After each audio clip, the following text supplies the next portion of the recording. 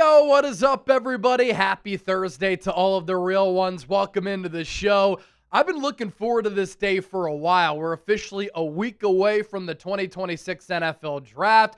And so, as a great exercise to prepare you for the upcoming draft, to prepare us for the upcoming draft, which is in a week, round 1 on Thursday, rounds 2 and 3 on Friday, rounds 4 through 7 on Saturday, we are doing a company-wide mock draft. And it's all presented to you by our friends at Prize Picks. Shout out to Prize Picks and HMA for making today's show possible.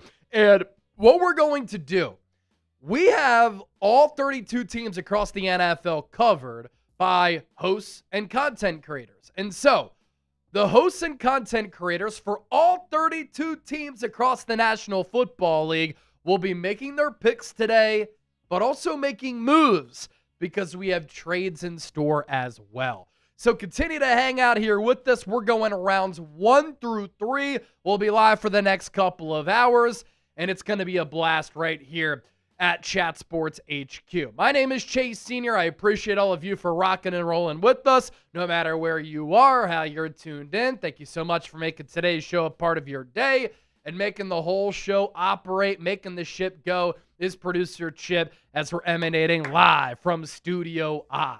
Let's begin by setting the foundation and looking at the upcoming picks and, of course, the 2026 NFL Draft order. Las Vegas Raiders getting things kicked off with the first overall pick. New York Jets at number 2. Arizona Cardinals at number 3.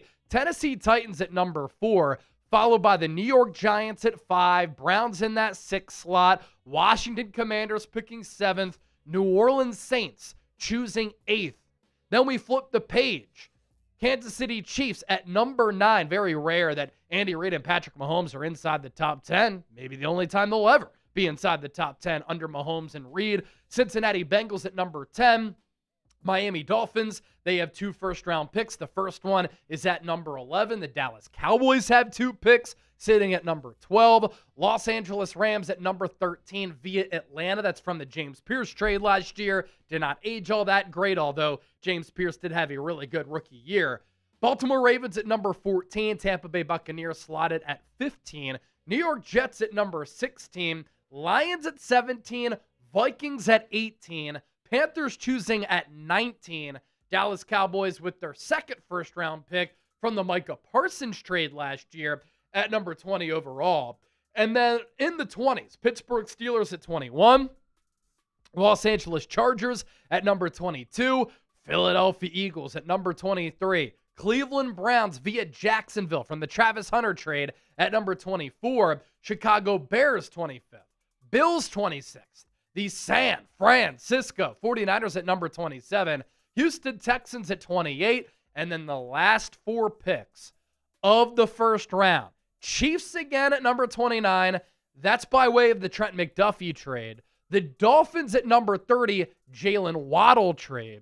New England Patriots at 31, the AFC champs, and then the Super Bowl champion Seattle Seahawks rounding things out with the 32nd overall pick. So with that, let's pop up our poll question here. Who is your number 1 draft target? And to maybe make things easier, who do you think is the number 1 player in this draft? Share your thoughts with me down in the comment section. Chip and I will get involved as well. And of course, we're live on the 49ers Report. We're live on Eagles Now. Appreciate all of you for hanging out here with us. I see Go 49ers saying hello, faithful. Tyler Lovick saying, yo, what's good? Joji saying Kanishiwa. Ali really likes Emmanuel McNeil Warren. That's a good name right there. King 5 Solid. We need Kenyon Sadiq. Corey May, speaking of Sadiq, said Sadiq. The Fortnite Bros saying hello. Eagles for Life saying Sadiq. So a lot of Kenyon Sadiq fans in the chat. As far as my number 1 player in this draft, I've kind of gone back and forth with it. I think I'm going to go Fernando Mendoza at number 1 and then Jeremiah Love at number 2. I've kind of gone back and forth between those two, and I kind of have surprised myself with how I've changed my thoughts on the running back position. a few years ago, I had said this is a position that's expendable. You can find really good players mid to late rounds, and then they're cheap. And then you recycle the door and you can plug in another running back. But with how great Christian McCaffrey was in 2023, Saquon Barkley in 2024, Bijan Robinson of late, we have seen an increase in the value of running backs. And now that NFL teams are starting to play more too high, taking away some of these explosive pass plays, offenses have countered with running it more, which has increased the value of running backs across the NFL. So I've kind of pivoted in that sense. I love what Ali said. Caleb Downs is by far the best player in this draft. Love Caleb Downs. Now, I want to throw it to Chip as far as his favorite player in this draft. We'll see if he goes with somebody from Clemson because he's a Clemson guy or somebody else, Chip. Who do you got? My favorite player in the draft. I won't go a Clemson guy. That kind of feels like a cop-out, although I do like Avion Terrell a lot. I think he's someone that, whether he goes, back end of the first or top of the second, somebody's going to be getting a really good player. I'm a big fan of Omar Cooper Jr. Okay. I think he's a really good player. People talk about Elijah Surratt, Omar Cooper, which one's a better player. I think Cooper's just a more complete receiver and, what he can do after the catch, of course. But I think he's an underrated route runner. I just think he's the profile of a guy that could possibly be a number one. So he's a guy that I like for sure in that first round. And, of course, shout out to my Clemson guys, Avion Terrell, Peter Woods, and T.J. Parker, baby. Yeah, some good Clemson players in this draft, and we'll see how many of them go in the first round. Avion Terrell could. Peter Woods could. You could see T.J. Parker go in the first round too, or if those other two don't, T.J. Parker might be the only first rounder. I am fascinated to see how that all plays out. Now, our mock draft will get underway here in just a moment. And in case some of you are just joining us, we're live here for a 3-round mock draft. All hosts across the Chat Sports umbrella are making picks for their respective teams. And as I mentioned off the top, all of our coverage today is made possible thanks to our friends at Prize Picks. This is America's #1 fantasy sports picks app. Join the millions of users. Sign up today. And right now, when you play your first $5 lineup and you use our code HMA, that is code HMA, you get $50 in lineups back. Prize Picks is available in 50 states, including Washington, D.C. You can make player, team picks, but you can also choose spreads and totals as well. And it's also very easy to use. You pick more or less on 2 to 6 player stats, and there you go. All transactions and payouts are very safe and secure, and you can join the 20+ million users who have played with billions of dollars that have been paid out. Right now, this is a great time to hop on board because of basketball playoffs. You have baseball regular season underway, and so LaMelo Ball, more than 36.5 points, rebounds, and assists against Orlando in the play-in. And then Paolo Banchero, less than 36.5 points, rebounds, and assists. That is a $20 entry to win $60.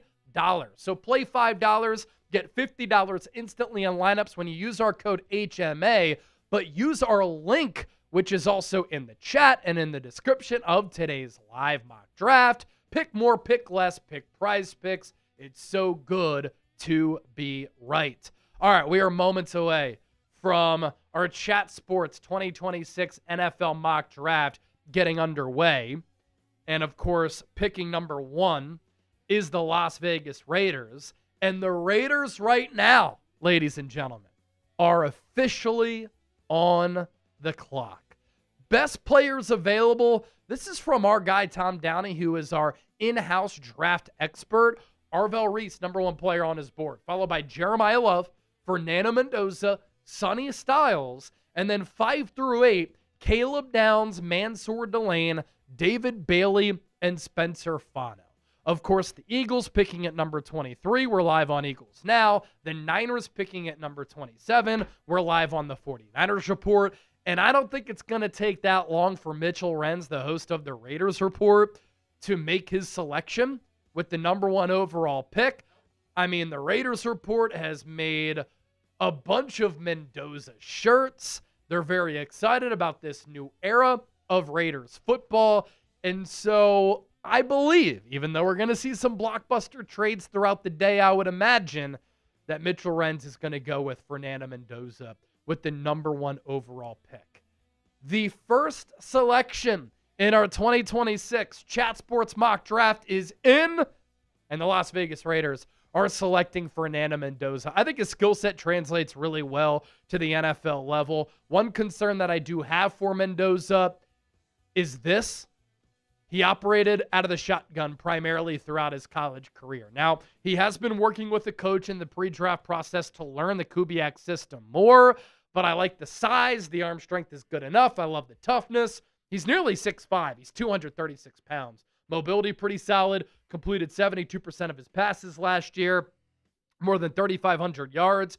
48 total touchdowns to only 6 interceptions. Good football IQ. Prototypical frame. Great leadership traits. Mechanically very sound, accurate, able to layer his throws between levels. That's one of his biggest, I think, strengths in my opinion. Won't be as much of a threat when he's forced to extend the play, but I think that his mobility is a little bit underrated. So Mendoza to the Raiders at number 1.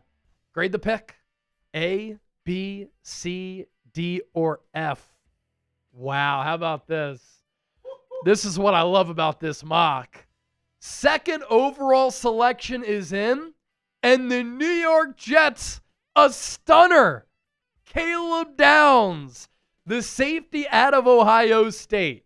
One of my favorite players in this draft, 21 years old, 5'11 and 3/4, 206 pounds.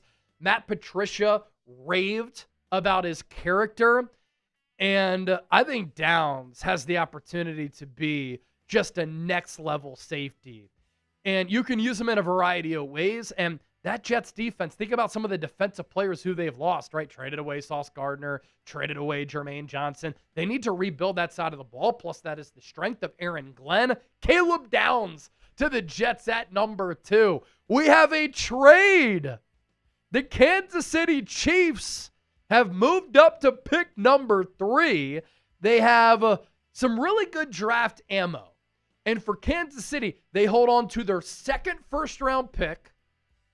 And so the Chiefs go from 9 to 3, and then the Cardinals get 9 and number 40. So the Chiefs are selecting here at number 3. And the Chiefs are going with David Bailey, the edge rusher out of Texas Tech. Interesting. Personally, he is not my favorite edge in this class, but Jackson Durham, who's making the pick for Kansas City, really likes the game of Bailey. Joey O'Donohue made that trade as the Cardinals GM. Patrick Seatman selecting Caleb Downs number 2 for Bailey. Highly productive edge who beat opponents around the edge with speed, dip, and bend. Shifty pass rusher with some good moves and hand usage. Run defense shedding and instincts lag a little bit behind. So what do you think about this? David Bailey, grade the pick, A, B, C, D, or F. Can we do a scouting report for Caleb Downs real quick since we weren't able to do that shit? Because I'd love to talk about Downs for just a moment here before the Titans make their pick at number 4. Downs productive, very experienced player with an alpha type of mentality, very quick to process and disrupt plays at the line of scrimmage. Inconsistent at times in bringing players down, but that is something that can be coached up. Now, if I were Tennessee, I'd think about going Jeremiah Love here.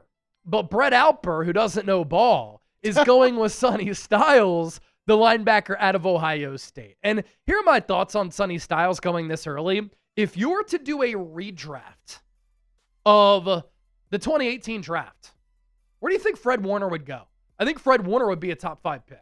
So if a team thinks that Sonny Styles, with the athletic testing, with the traits, the background, can be that type of impactful player, then it makes sense. And of course, Styles had a tremendous NFL scouting combine. And so, to recap the first 4 picks of our Chat Sports mock draft, Fernando Mendoza number 1, Caleb Downs number 2, David Bailey number 3, Sonny Styles at number 4.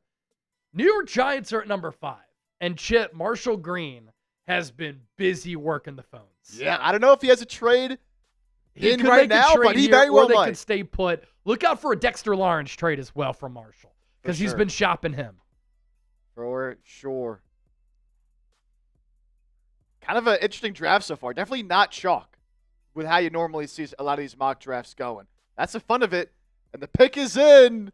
The pick is in. Marshall loves this player, and this player is Marshall's number 1 on his big board. Jeremiah Love to New York. So Jackson Dart gets one of the best players in this draft, according to some, maybe the best player in this draft. And I know that they have Cam Skattebo, but number 1, I don't think he's a number 1 every down back. Jeremiah Love is. And he's also coming off that gruesome ankle injury. Plus, the 1-2 running back combination of Love and Skattebo is something that I really like. And while Jackson Dart is on that rookie contract, get him some help, get him a run game, get him an all-around playmaker. Love is also only 21 years old right now, a true 3-down back with big-time speed and receiving ability, has the wiggle to make guys miss, but can also run through contact for extra yardage. He's too urgent at times and can miss open lanes, but the talent here, ladies and gentlemen, is tremendous. The Browns are on the clock at number 6, and we have another trade. Remember that report that we've been talking about from Jordan Schultz? There could be a historic amount of trades.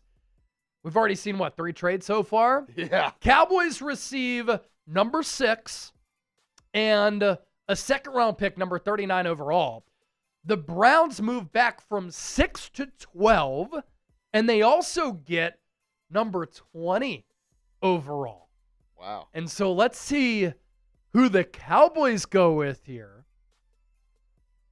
They have to go defense, right? Because the defense is the unit that was historically bad last year. The offense was actually really, really good, and that's exactly what Tom Downey does, host of our Cowboys Report.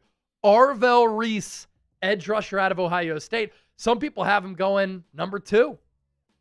And so for the Cowboys to get him at number 6, I'd say that's pretty good value. The concern that I have with Reese, a little bit of a tweener. I'm not sure if he's an edge rusher, if he's an off-ball linebacker. I think he's a little bit too small to be an edge rusher. So we'll see what the Cowboys' plans are for him, but he's an excellent player. 69 tackles last year, 10 TFLs, 6.5 sacks, 23 pressures, 2 pass breakups. He did a little bit of everything. We have another trade. The Dolphins move up from 11 to 7,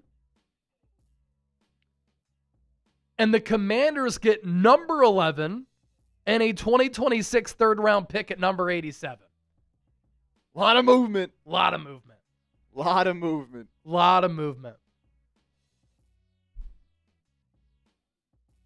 And I see some people a little bit confused. Chase is not making all these picks. Yeah, I'm not making all these picks. These are not Chase's picks. This is our Chat Sports live mock draft and our Chat Sports NFL draft special. But we got some movement. We got some surprising picks. We've had 4 trades already in the first 7 picks. It's crazy. So we can recap some of the picks so far. Fernando Mendoza went number 1, Caleb Downs number 2, David Bailey number 3, Sonny Styles number 4. And of course, the Chiefs moved up to number 3.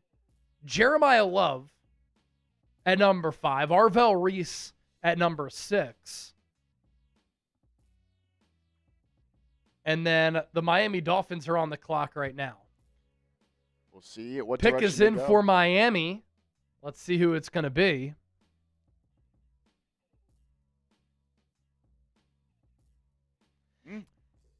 If you want to send in a super chat too, by the way, you can send in some super chats. We'll get those popped up as well. I really like this selection for Miami. Ruben Bain does not last long. He's going to the Dolphins. Their new head coach is Jeff Hafley.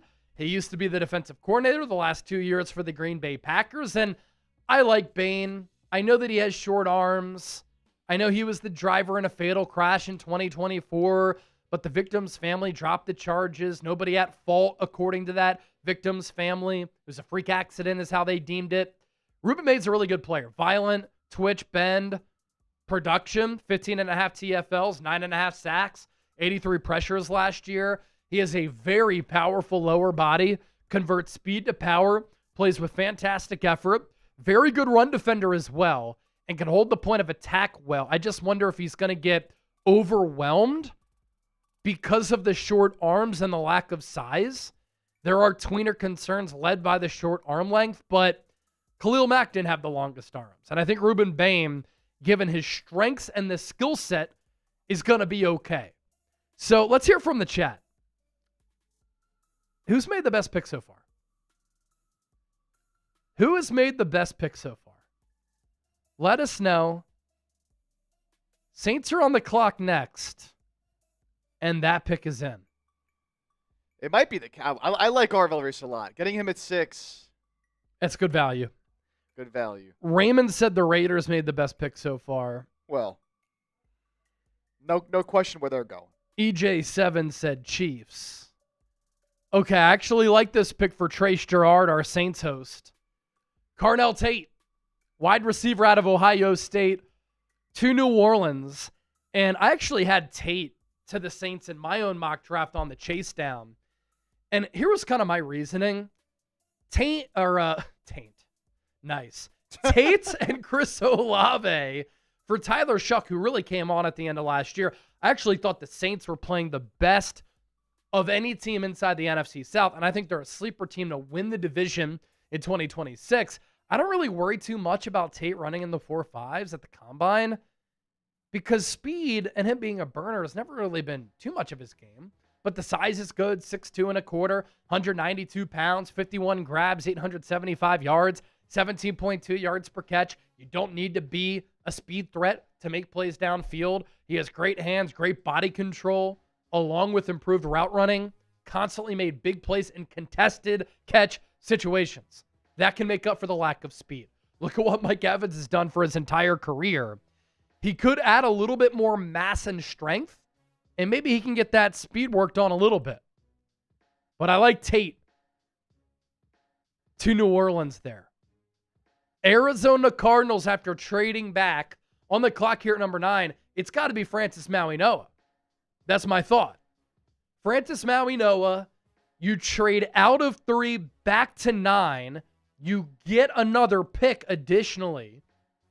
And if I'm Arizona, this is a really good move. And that's exactly what the Cardinals are doing. Joey O'Donohue, very smart thinking from young J.O.D. And Maui-Noah, he's not my favorite tackle in this class. Maxi Honachor is. But he's a damn good player. American Samoa, 21 years old, did get flagged with some potential back issues for a big guy at 327 pounds. A little bit of a concern. But he's got swarming size, 6'5.5", 3-year starter. Dense, lean build, very broad frame. Can trap rushers, but also has the footwork to beat quicker rushers to the edge. Gets caught leaning at times, not bending too often. But I think the Cardinals have found their tackle for the next 8 to 10 years potentially.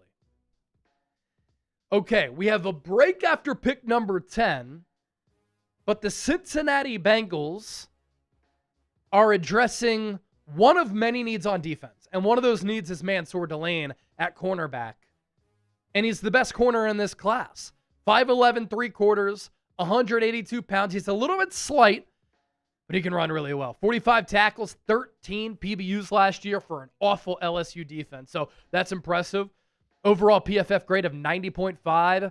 He is a smooth athlete who can stick to players like glue and coverage.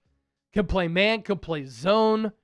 Dealt with a core muscle injury in 2025. Still had teams not throwing his way. Athletic profile, closer to average than elite, but him clocking a low 4.3 40-yard dash at his pro day may have answered some of those questions. Alrighty. Whose pick do you like so far? Whose pick do you like so far? Let us know in the chat. Also, continue to hit that thumbs up icon, like the video. Get down in the comments section. Share this video. What we're doing is incredibly unique and fun, and I'm glad that all of you are spending your day with us. Eagles for Life said, still Raiders for the moment.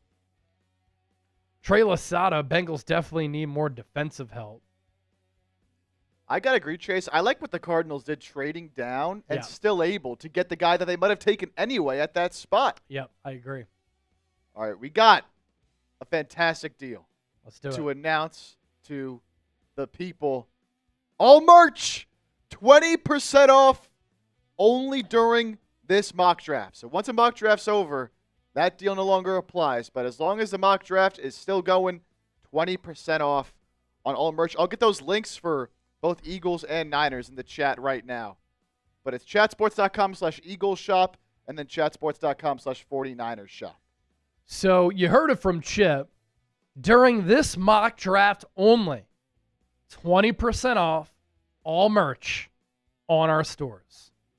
So chatsports.com/Eagles shop, chatsports.com/49ers shop. Those links are available in the chat.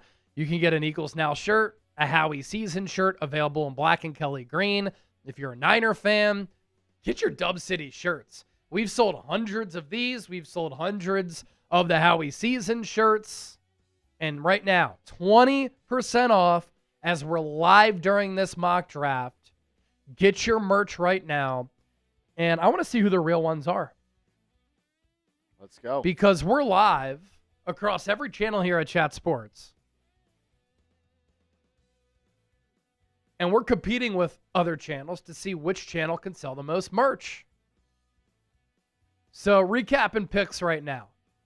Mendoza to the Raiders, Downs to the Jets, Bailey to the Chiefs, Styles to the Titans, Love to the Giants, Reese to the Cowboys, Bain to the Dolphins, Tate to the Saints, Maui Noah to the Cardinals as they move back, and then Delane to the Bengals. That means that the Washington Commanders are on the clock with the 11th overall pick. Where will they go? As we are out of break. Back into it here. Washington traded back Yep. with Miami. Picked up an extra pick. And again, I like this pick here. Jack Sperry going with the Commanders. See, I'm always a fan. If you love a player and you've got the opportunity to trade back, but then get additional draft assets, I mean, that's a win-win. You get a player who you love, a player who you covet, right? But then you get more picks to use a little bit later. Washington has a huge need at wide receiver. They were very busy in trying to get Romeo Doubs and Alec Pierce. They couldn't land them. So the Commanders go Mekhi Lemon here, who can be a steady target for Jane Daniels out of the slot. 79 catches, 1,100 yards, 11 touchdowns last year, just over 5'11", a $194. He is solely a slot wide receiver, but JSN was to start his career until he was used more on the outside last year. That's fine. 2025 Biletnikoff winner for the best wide receiver in college football. Strong route runner. Wins way more at the catch point than he should at his size. I love his toughness. Not the biggest, longest, or fastest at his position, which may limit him to the slot. Browns are making a selection. I had a feeling they were going to do this in trading back while still addressing the offensive line. Spencer Fano. So they didn't really like Maui Noah that early. Fano might be better than Maui Noah. And he's pretty young, too. Maui Noah is as well. But I'm just saying, Fano, 21 years old, 6'5.5", 311 pounds. A little bit lighter on his feet, I would say, than Maui Noah, because he's also like 15 pounds lighter. 84.9 Pro Football Focus overall grade last year. No sacks given up, 5 pressures. Quality athlete who moves well and will get himself into a good spot. Improvements each year in pass protection. Could add some more mass given his frame. Might have issues with big bull rushers. How about this pick for the Rams? I'm not shocked that Kenyon Sadiq is going this early, but I really like it for Los Angeles. Jackson Durham making the pick here for Chat Sports' Rams channel. And Kenyon Sadiq gives Matthew Stafford another weapon. 6'3 and an eighth, 241 pounds. Fastest 40-yard dash for a tight end in combine history. Awesome athletic ability at his position with plenty of juice as a pass catcher. 3-level ability in the passing game. Can win short, middle, deep. Has room to improve as a blocker at the NFL level, but does have a mean streak when he does block. And how about these testing numbers, man? 4.3, 940. 43.5-inch vert. More than 11 feet on the broad jump. 26 reps at 225 on the bench. Absolute freak of nature is Kenyon Sadiq. So Matthew Stafford gets another weapon at 38 years old, kind of year to year at this point, right? So go all in. You address the weak point of your team this year, and that's the secondary. So I like this selection. Number 14 is Baltimore. Baltimore is on the clock, as you can see right below me. And the pick is in. Wow. This is a risk for Joey Peterson, given the injury history. Yep. Jordan Tyson to Baltimore, ACL, MCL, PCL back in 2022. Collarbone, ankle, hamstring. But the talent is immense. Good size, 6'2 and an eighth. 203 pounds, good route runner. In a limited time this year, still had 61 grabs for 711 yards and 8 tutties. I love the route running personally. It's going to help his quarterback find success in contested catches. Honestly, if you watch him, there's a little bit of Justin Jefferson to his game. Not a burner, but fast and quick enough. And as noted, comes with obvious medical red flags. Never played a full season in college. That's why, for me personally, he's a stay away. But not for Joey Peterson, host of the Ravens Rundown. Taking a risk. Jordan Tyson to Baltimore at number 14 to get Lamar Jackson a potential number 1. Buccaneers on the clock at number 15. Who is your sleeper pick in the draft so far? CT9, or what did I miss so far, Chase? We'll get you caught up here in just a little bit. We have hosts and content creators for every team across the NFL making selections for all of their teams. Also trades included. We've already seen a handful of trades go down. And we got our next pick in for Tampa Bay. Tampa Bay Buccaneers, Reed Barkus, friend of the show. Reed's my guy. We might have our first reach of the draft. I don't know. Harrison asked me who was going to make the worst pick in this draft. And I was trying to think of who would reach more. And so I'm thinking about everybody. And I was like, Trace might reach. I like Carnell Tate. Yep. I'm a big Keldrick Folk fan, but I probably would trade back to take him. Yeah. Folk at number 15, I think, is a little bit early, but I am a huge fan of his game. Keep in mind, he's only 21 years old. He's nearly 6'6", 274 pounds. So he has NFL size and length.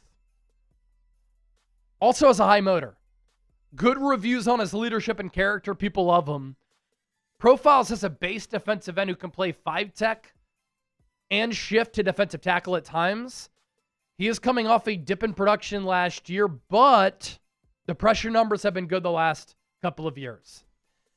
The New York Jets, they went downs at number 2, Akeem Mesidor at number 16.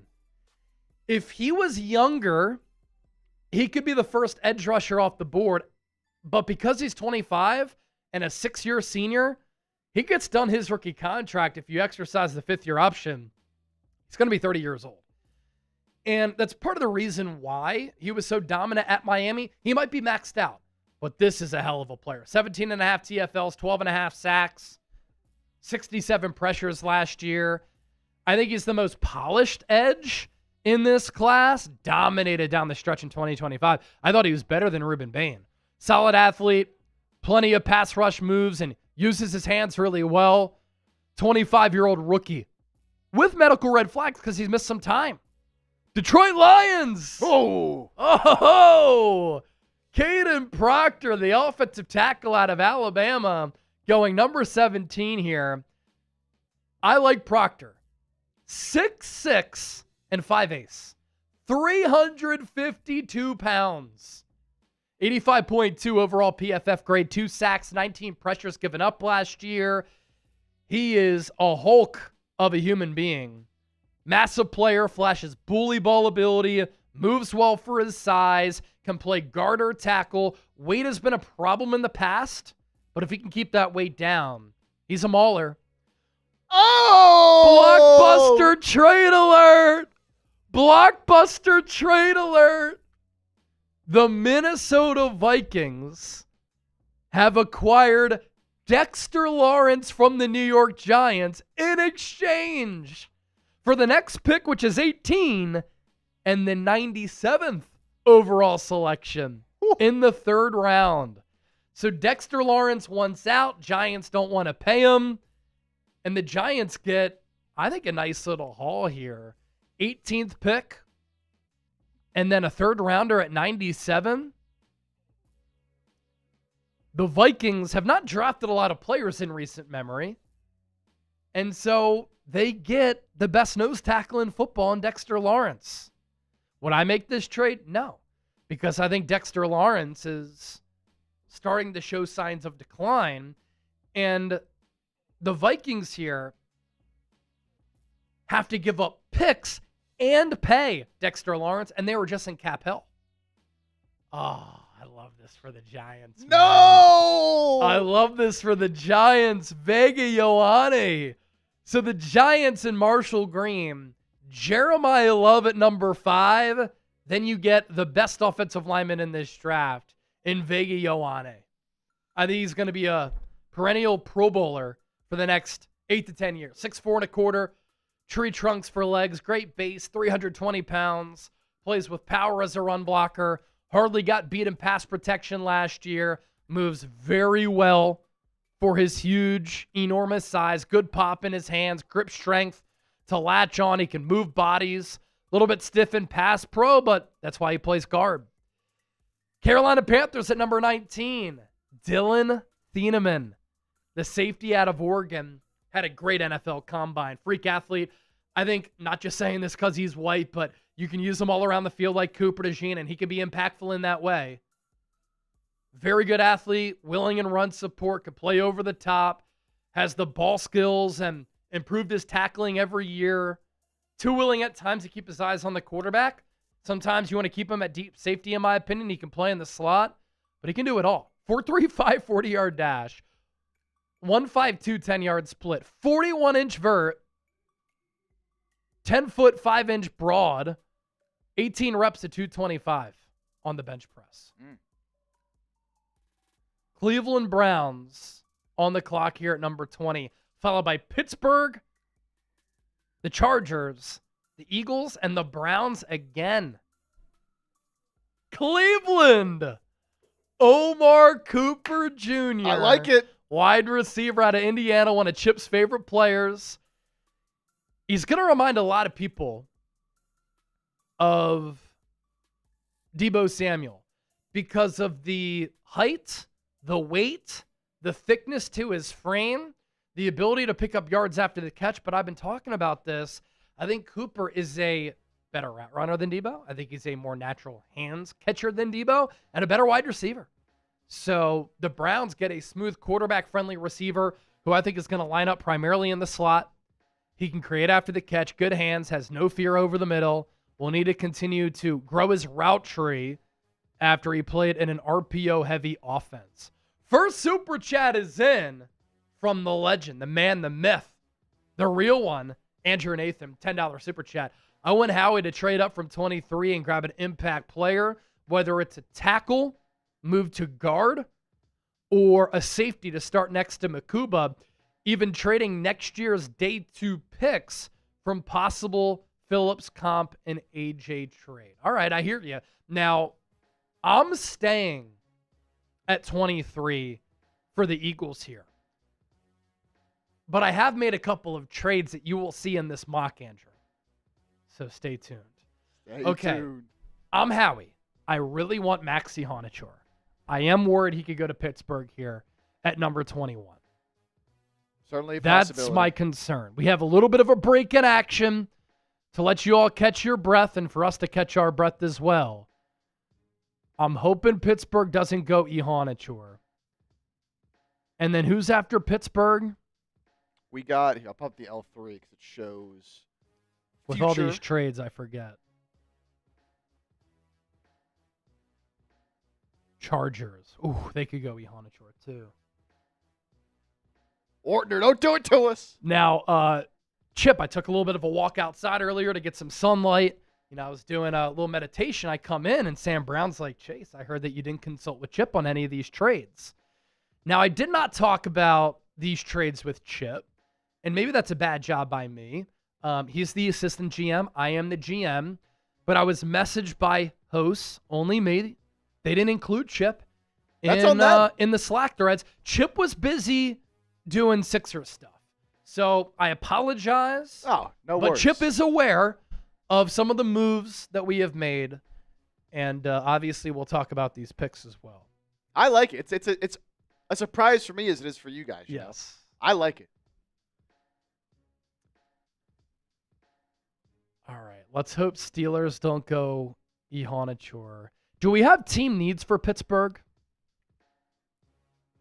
Let's see. I don't think we have those fully fleshed No. out. Offensive line is definitely one of them. I would say wide receiver is a huge one. Could they go Casey Concepcion? I think Sperry's a big Concepcion guy. Pick number 21 is in. Yeah, they're not fully fleshed out. Draft needs wide receiver, wide receiver, wide receiver, wide receiver. So Steelers could go wide out here. And then what will Will Ortner do with the Chargers? And they do go wide Yes! receiver. The dream is still alive. Casey Concepcion, wide receiver out of Texas A&M to Pittsburgh. He wrote a letter to NFL teams. I'm the best wide receiver in this class. And then he ended it with, did I stutter? And he's been known to have a stuttering issue. But he's not letting that stop him. 5'11", 5'8", so a little bit on the shorter side. 196 pounds. Does have some drop issues, but really boosted his stock from being a pure gadget guy to more of a yak generator this year. He can create separation. He can make guys miss. He's a home run threat. Massive big playability. Very explosive. He can develop more nuance and timing in his route running, but he found success with his route tree. All right, here's what I'm worried about. There's no way that Will, with Rashawn Slater and Joe Alt, is going to go Max Honachor, right? The pick is in. Oh! Yes!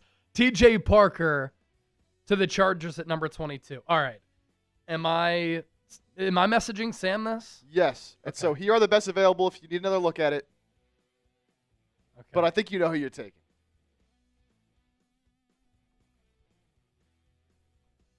Jermon McCoy. Monroe Freeling still on the board as well. We just got the best offensive tackle in this draft for Philadelphia. Pick is coming up.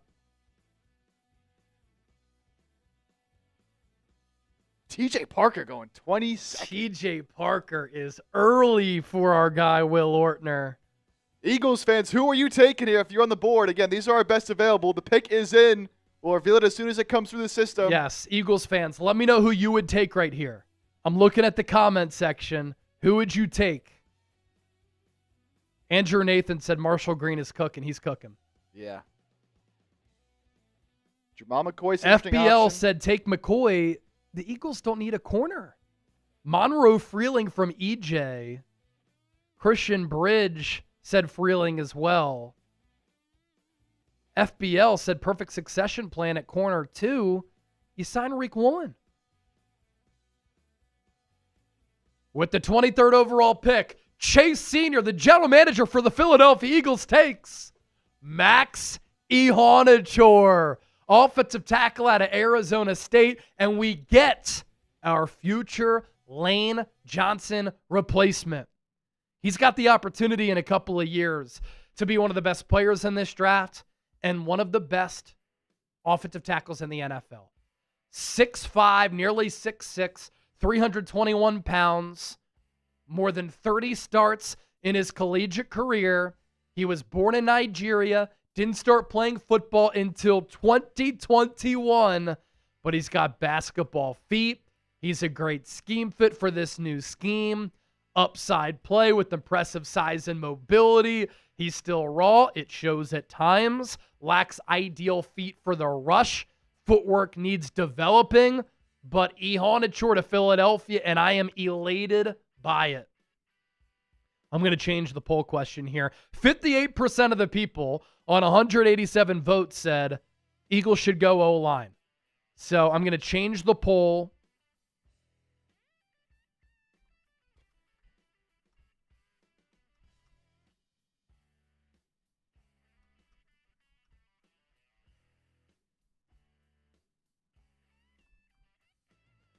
Go ahead and grade the pick for us right now in the chat as well. A, B, C, D, or F? A, B, C, D, or F. Grade my pick of Max Ihonachor to the Eagles here on the clock. The Browns at number 24 via Jacksonville. This was the Travis Hunter trade from last year. For the Niners, I like Monroe Freeling, but I'm concerned that Harrison Graham is going to go Monroe Freeling here for Chicago. Don't even got to worry about that. Oh, sorry. That's Joey O'Donohue. Yep. Oh, Bears are at 25. Bears at 25, yeah. Okay, so Monroe Freeling, number 24 to the Browns. Jermod McCoy, cornerback out of Tennessee, coming off that ACL injury, to the Bears at number 25. Niners coming up at number 27. Can we show best players available here? Absolutely. Who should the Niners take at number 27? I've got my eyes on the chat. I like Emmanuel McNeil-Warren to the Niners. Chris Johnson, Caleb Lomu, Denzel Boston, Avion Terrell, Blake Miller, Colton Hood, Caden McDonald, Chase Basantis. Basantis is hard to pass up on, man. Peter Woods, Malachi Lawrence, another player who I really like. Zion Young. D'Angelo Pons, Niners don't need a slot corner. They have Upton Stout, Cassius Howe, Jacob Rodriguez, Jeremy Bernard. Do you want to look at any specific position here? Or do you think that those names are good? So for the viewers, pop up the offensive tackles. Caleb Lomu, Blake Miller, Caleb Tiernan, Travis Burke. No. Markel Bell, third, fourth rounder. Austin Barber, around that range. No way! Wow. The Buffalo Bills, Jacob Rodriguez at number 26. What a shocker. Wow. One of the more decorated defensive players in college football the last couple of years. Who should we go with? Niners on the clock. Emmanuel McNeil-Warren or Chase Basantis is what I'm down to. Chat. What do we think? Oh, man. It's hard to not go O-line. Two massive needs. Oh, man. Between those two, I would go EMW. I'm doing it.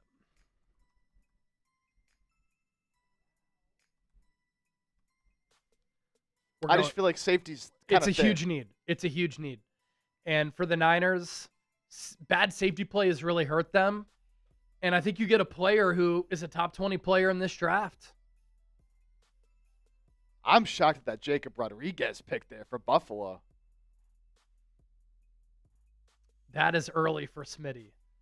Smitty. But again, take positional value out. Do you think that Jacob Rodriguez can be a great player for the next 6 to 10 years? I think that he can be. All right, so with the 27th overall pick, Chase Senior, general manager of the Niners, selects Toledo safety Emmanuel McNeil Warren. 6'3.5", 201 pounds, long arms, was barely targeted in coverage because he's a great coverage safety, great frame at his position, not afraid to lay the number, was not beat often in coverage.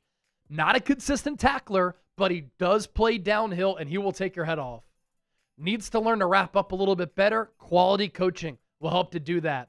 77 tackles with Toledo, 5.5 TFL, 7 PBUs, 2 interceptions, 3 forced fumbles. 5 generated forced fumbles and picks last season. And for the Niners, we just got to go offensive line. Yeah. In round 2. Have to. We just have to go offensive line in round 2. Grade the pick that I made for the Niners. And I like what Marvell God said. Amazing pick. He could be the Nick Emanwari of this draft. Similar skill sets. I would say Emanwari tested better. Another trade. Patriots received 28, so they move up from 31. Texans get 31 and 125 overall. Pick up a 4th, move down 3 spots. It's good value. Andrew Nathan said, dagger in my heart if the Niners go EMW. Oh. Look, the Eagles have a huge need along the offensive line. And Lane Johnson, you have to get his replacement, I think, now. Because he's year to year at this point. So Maxie Honachor is a player who can take over for Lane Johnson at an extremely high level. Patriots pick is in. There's been a run on offensive lineman. It continues here at the end of the first round. Caleb Lomu. Alper doesn't know ball. Although they do need to address offensive line. Look, I like Lomu as a player, but he's very green, and he needs to develop. He needs to get stronger. His overall PFF grade last year, 68.3. Now, he did not give up a sack. He does move very well. Has starting left tackle upside with this pass protection ability. The foot quickness is good. The hand usage is good. But the strength is lacking too often. What happened with Will Campbell last year? Wasn't strong enough. Could have had something to do with the knee injury. But Lomu might take some time to adapt. Kansas City Chiefs, round 1, 29 overall, Colton Hood, cornerback out of Tennessee. He's coming off a big breakout season with Tennessee after transferring from Colorado. Very physical player in man and press coverage, good against the run. Has a feel for off coverage, or his feel for off coverage, is lacking at this point. Can you imagine if Tennessee had a healthy Jermod McCoy and Colton Hood last year? In the SEC, they would have locked down some of the top wide receiver duos. Almost done the first round here. Who has made the best pick so far? I mean, I know a lot of you have to put Chase in the chat, right? Dolphins on the clock at number 30 via Denver, and then Houston, Seattle after that. The pick for Miami is in. A lot of movement today.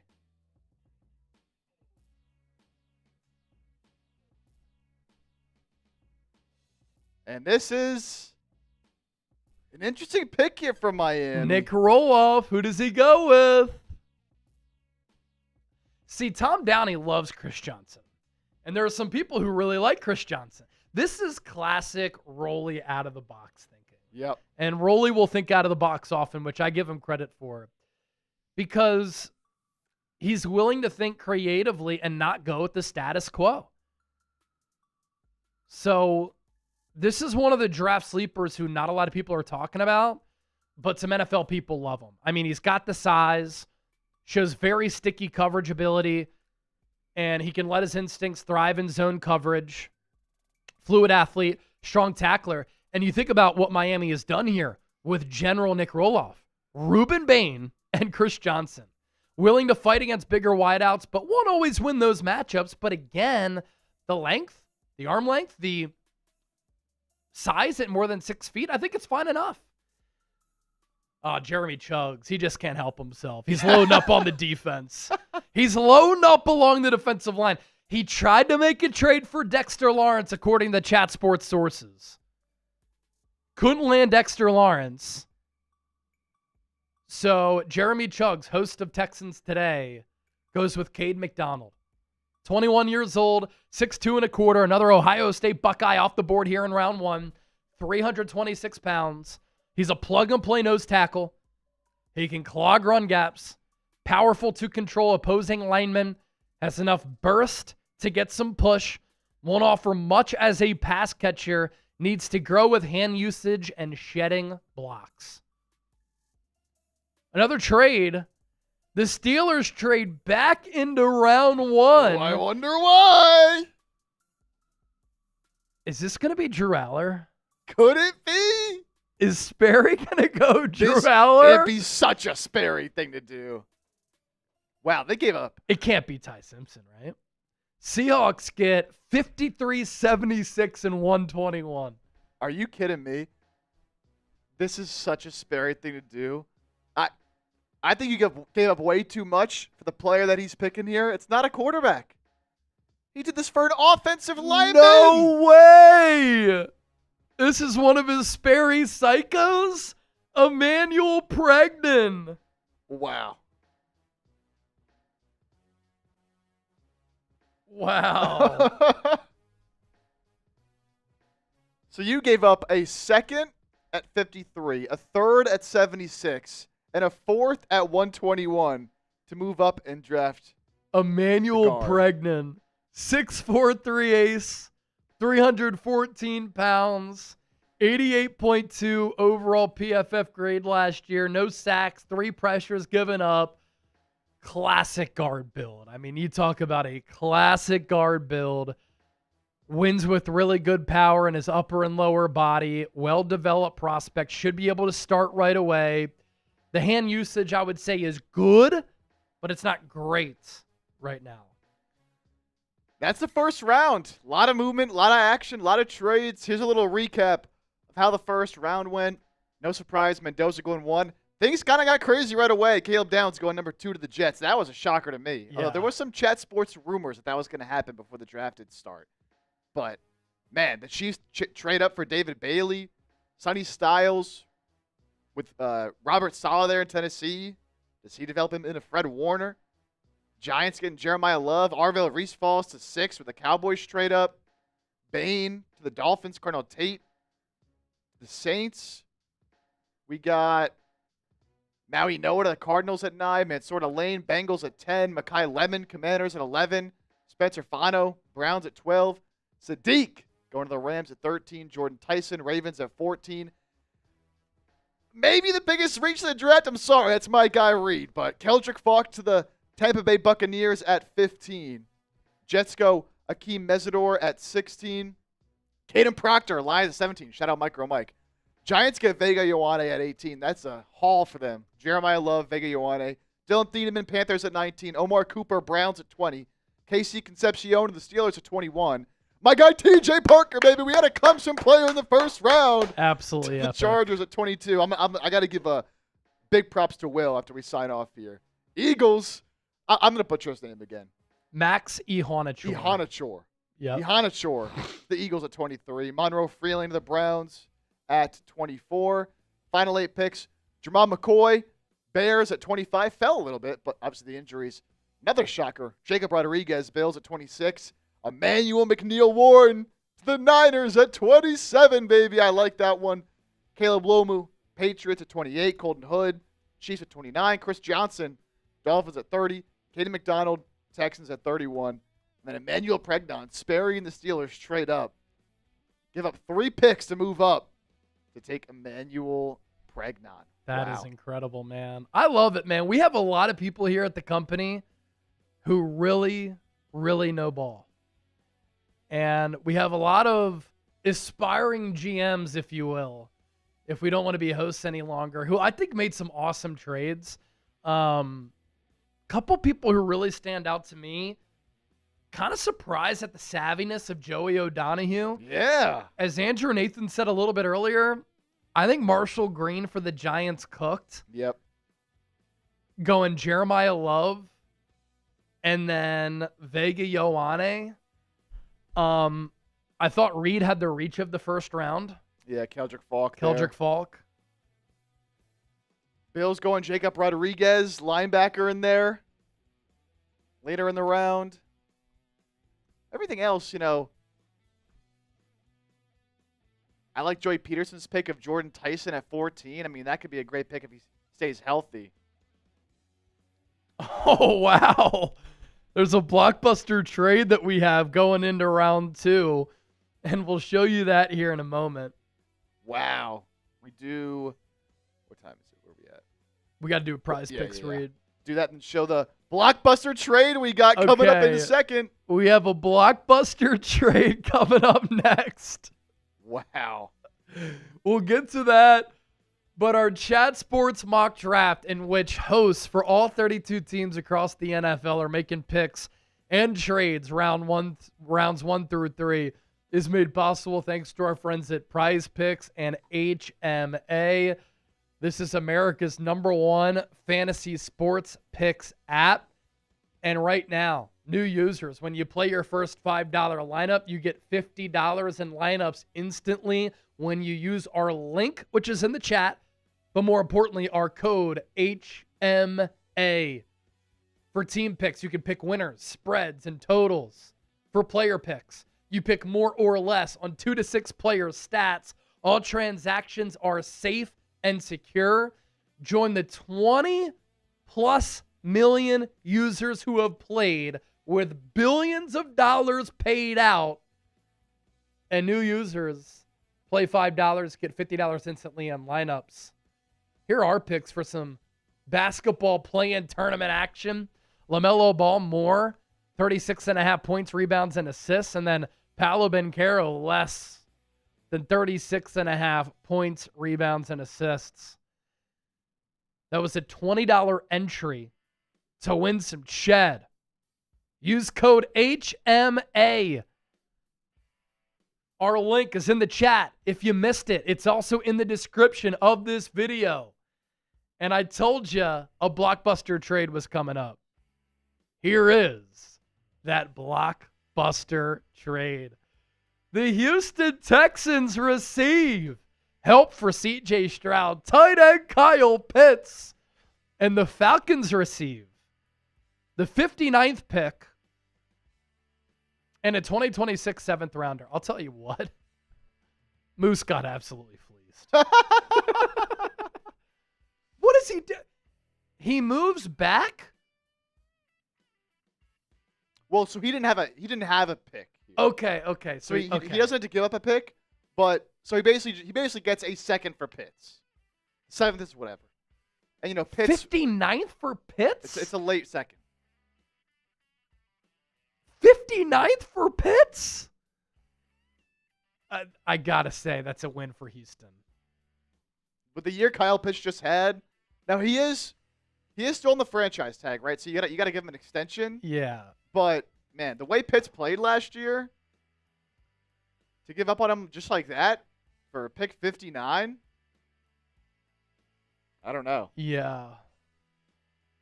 I don't know. I feel like some teams out there would have offered a little bit more. I don't think you're getting a first for Pitts, but I think you could get a pick in the late 30s, early 40s. Yeah. Okay, so we have to catch up. Who did the Jets take at 33? Jets and Cardinals picks are in, so let's go through these two here. So Jets at 33, Denzel Boston, wide receiver out of Washington. Love the size, love the red zone ability.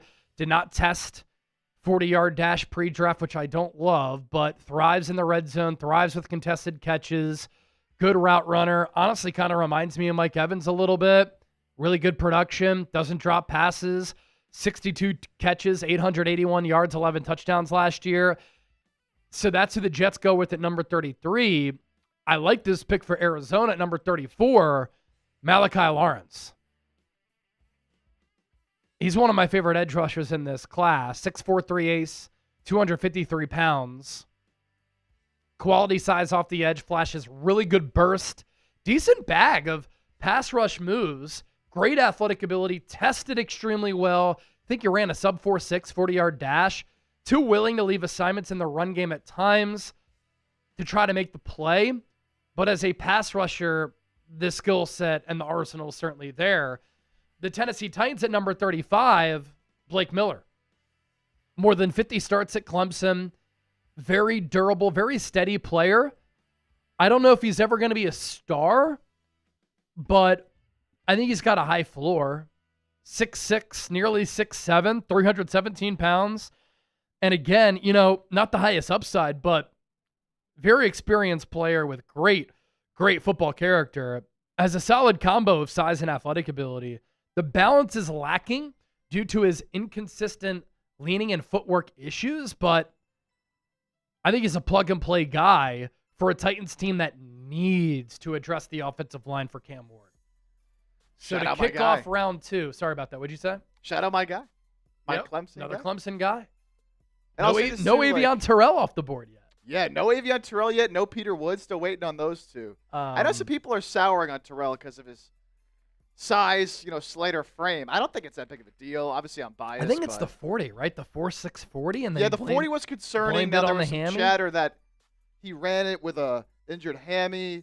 Was it injured before? Did he injure it after? Kind of some speculation. I'll tell you what, he plays faster than a 4.6.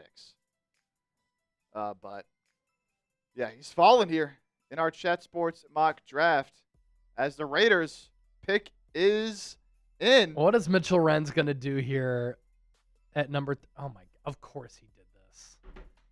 Every mock has Christian Miller to the Raiders. And of course Mitch goes with Christian Miller to the Raiders. Now they do need to get better on the interior of that defensive line.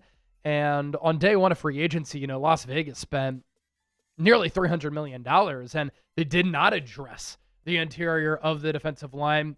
I would think offensive line here, but it's too early to go with any of the remaining offensive tackles, I would say. We've had a run on, I don't know, Chase Basantis could have done really well. Yeah. I would have liked Basantis here. But Christian Miller's a good player, quality run defender, plays with a good motor. For our Niner fans watching, he's very tight with Mykel Williams.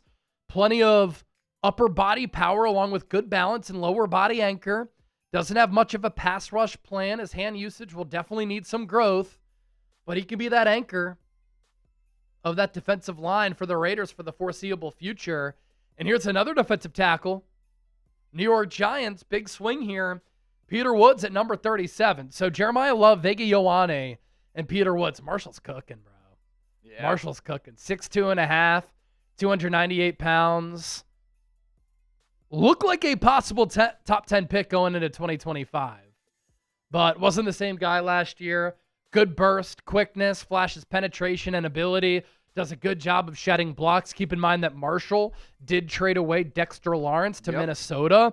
And so he fulfills that void at defensive tackle with Peter Woods. Not the sum of his parts and traits just yet. I'll tell you what, Peter Woods is a guy who, if he puts it together, man, he could be a really good pass rushing interior defensive lineman, but last year was just very weird, man. Just wasn't very good. Yep. Okay, so best players available: Avion Terrell, Chase Basantis, Zion Young, D'Angelo Pons, Cassius Howe, Jeremy Bernard, Ty Simpson, R. Mason Thomas, Brandon Siss, C.J. Allen. Still there. Chris Bell, Jake Golday. Let's keep an eye on C.J. Allen for the Niners if he continues to drop. Gabe Yakus, I believe that's the correct pronunciation. I think so, yeah. Anthony Hill, Jadarian Price, Caleb Banks. Those are the best players available. Oh, we got a pick in. Pick us in for Houston. Couple picks in. Ooh, would have liked this for the Niners. Keelan Rutledge. Keelan Rutledge to a Houston team that the offensive line has led to C.J. Stroud falling apart and losing his confidence. You got to give him some protection. So they went Rutledge and they went Caden McDonald earlier. So a lot of trench trench play here. And then, oh, Chase, you had to say something, man. Fuck. You had to jinx it. Ah, love it for Downey. They couldn't land a Kobe Dean in free agency, so they get C.J. Allen, who at his pro day just tested really, really well for the Georgia Bulldogs. Almost 6'1", 230. Good leader, good football character. 88 tackles, 8 TFLs, 4 pass breakups, a fumble forced. Reads the run extremely well. Can organize, I sound like Mel Kiper. Can organize the defense and bring some juice as a blitzer. He's impressive as a blitzer, I will say. Did tear his meniscus last year, had surgery, and returned 13 days later. Better instincts and run support than coverage. I thought he looked a little bit tight in coverage at times. But as a run stopper, as that second line of defense, after Quinnen Williams and Kenny Clark, I like C.J. Allen and that fit for Dallas. Cardinals next up again at number 40. Young J.O.D.'s kind of been cooking today in his mock. Shout out.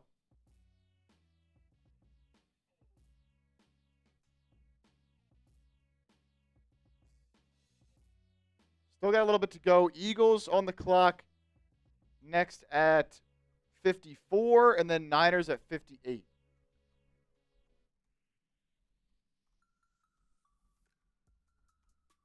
And for all the real ones out there who follow our content on all platforms, they'll know that who J.O.D. just selected for the Arizona Cardinals could be considered a chat sports legend. Okay. Oh, yes.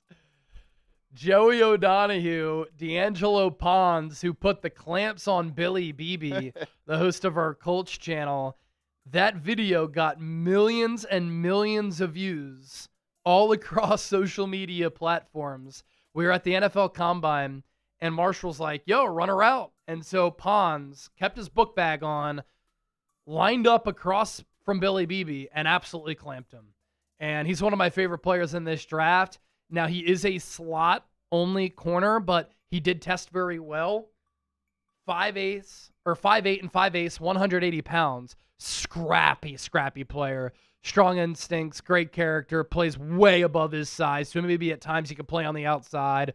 Twitchy and quick with quality footwork as well. The size will get him in trouble at times. Not much stopping power as a tackler, but in coverage, he's awesome. And then the Bengals here with the 41st pick are Mason Thomas. I think this is a little bit early. Eagles have shown some interest in him in the pre-draft process. 26 tackles, 9.5 TFL, 6.5 sacks, 28 pressures. He's definitely explosive off the ball with perhaps the best bend of any edge in this class.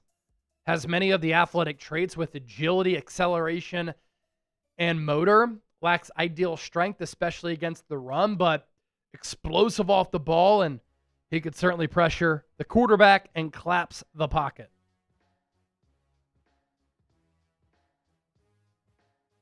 Alrighty. New report, too. This is actually like real life reporting. Dexter Lawrence no longer wants a new deal from the Giants. His time with the Giants is over, a source said. All right, upcoming picks here. Trace Gerard on the board again at number 42. He was one of the people who I thought could reach on a player. Carnell Tate was his pick inside the top 10. I like it. This is where the ball knowledge comes into play. And what will Trace Gerard, GM of the Saints, a la a.k.a. Mickey Loomis, do here at number 42. Miami Dolphins at number 43. Jets at 44 via Dallas. That trade that they made. That's a Quinnen Williams trade. Baltimore Ravens at 45. How about this? This is a cool little story here. Class of 2027 tight end Tommy Douglas has committed to Florida. He's the son of Eagles exec Joe Douglas. Yeah, crazy. And Howie, also a Gator as well. So yes. A lot of connections there. A lot of connections. Name to watch out for in a few years. Tommy Douglas at tight end. Future Dallas Goedert replacement. From Princeton. So I consider that a local kid. Yep. Princeton, New Jersey. All right, pick 42 for the Saints is in. And finally, the slide stops for my guy, Avion Terrell. It's about time, man. I know people have some concerns, and the size and the 40 times certainly was concerning, but Okay, I don't hate this for Trace. yeah, no, I mean, This is a guy who could have gone in the first round. And I mean, at the time of the NFL Combine, like people were kind of talking about Avion Terrell as a first round pick. They lost Alontae Taylor, and so they go Avion Terrell here. Good job by Trizzy. there we go, Trizzy. More Clemson guys, too. They got a bunch. Took Brian Brzee a few years ago. They just signed Travis. I'm not calling him Travis Etienne. I'm sorry. He's Travis Etienne. Yeah, he's Etienne. Fluid and quick in coverage with a knack for knocking the ball out pre and post catch. He has 8 forced fumbles the last 2 years. Some might view him as a nickel, as Chip has said. He's not the biggest guy, but he's almost exclusively played on the outside. But I think his best position at the NFL level is that slot nickel spot. So size issues versus bigger wide receivers, some issues in run support, but I just think this guy's a great football player. He's got NFL genes. His brother's a really good player. The 40-yard dash is alarming. Hopefully that is because of the hamstring issue. But Chip, he was faster than that on tape, Yeah, right? he doesn't play that slow. There some hamstring thing. I'm not, too sure on the exact details there, but yeah, it's he plays much faster than that. I would say he runs more like 4.45 Yeah. type of speed. So, all right, we got a couple-minute break here. We can recap the second round. Yeah, let's recap what we've seen so far in the second round. And then we will continue on with the Dolphins, who will be Chiefs GM Brett Veach is expecting a lot of first-round trades next Thursday night. That's what we've been talking about for weeks on this channel, on the Chase Down, our own mock draft with all these trades. And so here are the selections so far for our Chat Sports 2026 mock draft in the second round. Denzel Boston to the Jets at 33. Malachi Lawrence to the Cardinals at number 34. Blake Miller to the Titans at number 35. Christian Miller to the Raiders at 36. Peter Woods, Giants at 37. Keelan Rutledge to the Texans at 38. C.J. Allen to the Cowboys with the 39th pick. D'Angelo Pons, round 2, 40th overall pick. R. Mason Thomas to the Bengals at 41. So they go Delane Thomas. I like it. As far as defensive strategy, I don't like it. R. Mason Thomas, I think there are better players available. Avion Terrell to the Saints, and unfortunately, a player who I really wanted to drop to the Niners, Chase Basantis. Chase Basantis, the guard out of Texas A&M who loves ball and drinking beer, sounds like the perfect offensive lineman. He is 6'5 and a quarter, 315 pounds, multi-year starter. He's been durable, good frame, solid movement, good hand usage. He can grip onto players, gets himself into issues at times with leverage and length problems, but Nick Roloff having a good draft here. Yeah. Jets go defense again. I didn't love what the Jets did with Hakeem Mesidor because he's 25 and they're nowhere close to winning. I do think Mesidor can at least help them right away. And they go back to the defensive wellhead, Brandon Siss, the cornerback out of South Carolina. 5'11", 3/4, 189 pounds, 6 PBUs last year, a pick, a forced fumble. He's only 21. He's a young player who profiles really well in man with press coverage upside, athletic traits that teams covet, and is a willing run defender. Instincts are underdeveloped at this stage, and that is what worries me about corners. Lack of instincts. It's a very instinctual position, like linebacker is, like safety is, like corner is. Like, it's not edge rusher where you pin your ears back, you get after the quarterback. It's not wide receiver where you run routes. Quarterback, you have to have instincts and you have to have feel, right? And so that is a concern for the player here. So how about the Jets? 4 picks in the top 44. going with 3 members of the defense here. Caleb Downs, Akeem Mesidor, Brandon Siss, and then Denzel Boston in there. Interesting draft here. Yep. For the Jets. 4 picks already inside the top 44. Insane. Crazy. But I like the thought process. Downs is a stud.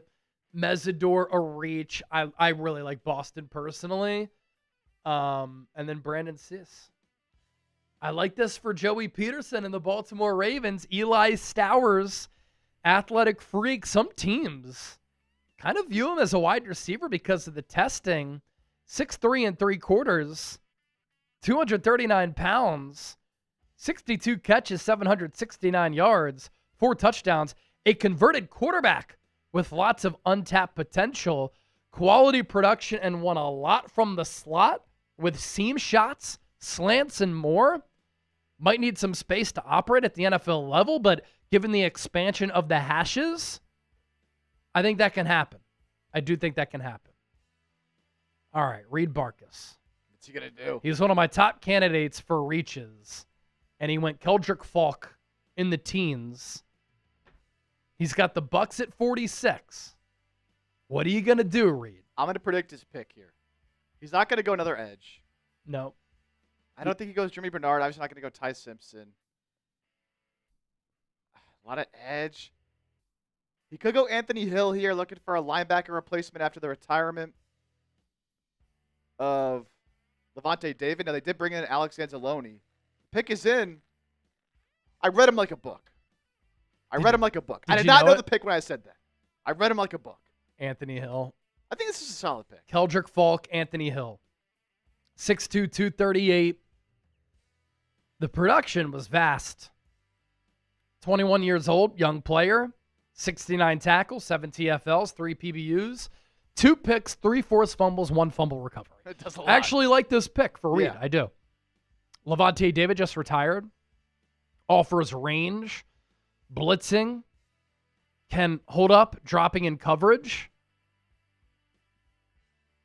Levante David, obviously more of an off-ball linebacker, but Todd Bowles blitzed him a lot. Massive uptick in his tackling this year. Instincts can come and go as he gets caught guessing too often, especially in coverage. But good shit, Reed. It's a good pick. Some people think he's the best linebacker in the draft. Kind of a personal preference thing. Ends up going as the 3rd linebacker here behind Jacob Rodriguez and C.J. Allen.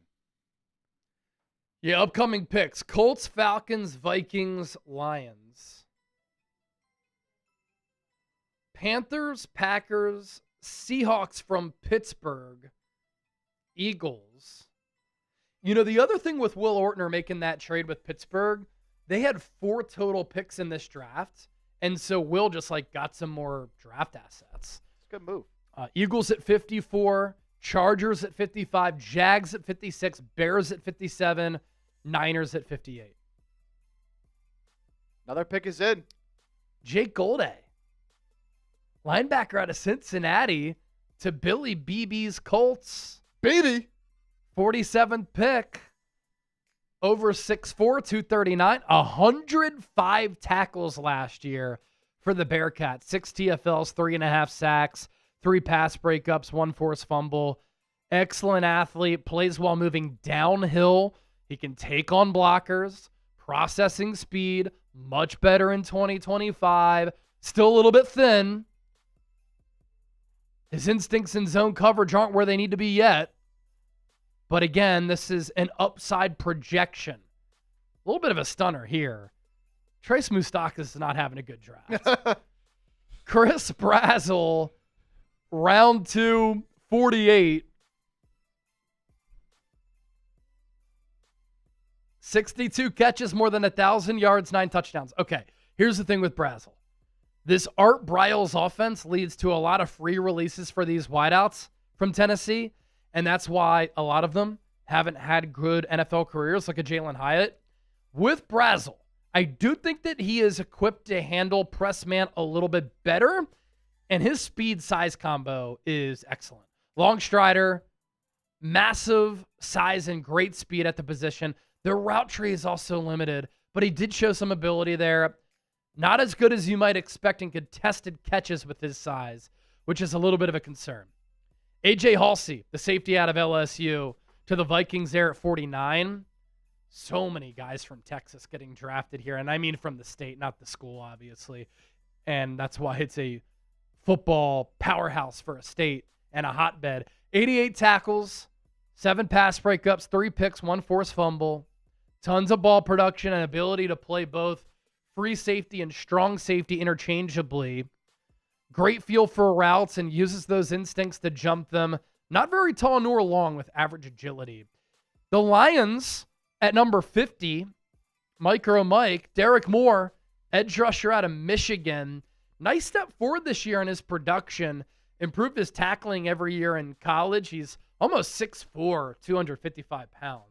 Not overly impactful, stopping the run. What I do like about him, he's willing against the run. So if you're willing, that's at least something that you can build off of. All right, so Philadelphia on the clock in a few picks. We got Panthers at 51, Packers at 52, Seahawks at 53. And we'll take a break for a couple minutes after 52. Then Seahawks up at 53, Eagles up at 54. I mean, some good edge rushers still on the board here. I think that's shaping up well for the Eagles. A couple receivers as well. So still some talented players. Ty Simpson, still only one quarterback taken. Yeah, I'm glad only Mendoza went in round 1. That's how it should be. Yeah. But still some interesting players out there. Chris Bell, Jadarian Price, Caleb Banks, who was getting some first-round buzz before that foot injury. Traden Stukes. So still some talent out there. My guy Antonio Williams. Could he be the pick for the Niners? Who knows? We got to go offensive line, though, if we can. But yeah, depending on how the board falls. Got it. Can't reach either, desperately. It's just not there. No. All right, Carolina on the clock at 51. Pick is in. Then we'll have the Packers at 52, and then a short break. Here it is for Carolina. I like this. Yeah. This was a potential option for me for the Eagles. Jeremy Bernard, wide receiver out of Alabama. 6'1 and a quarter, 206 pounds, 64 grabs, 862 yards last year, 13.5 yards per catch, 7 touchdowns. He's been a very reliable wide receiver who can line up inside and outside. Good athletic profile, not great. But again, I'm not a 40-yard dash is the end-all, be-all. Great hands, improved production every year. He's not going to be a massive threat going deep or in contested catch situations, but I do think he's going to be a very steady wide receiver. And so what? We have a little bit of a break here or after the Packers After this pick? Packers pick, we'll have a quick couple-minute break. We'll remind you guys about that Chat Sports discount, and then it'll be Seattle and the Eagles.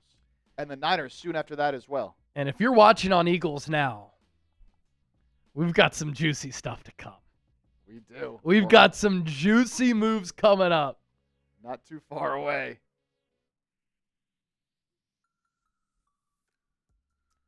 In the meantime, has anybody gotten some merch?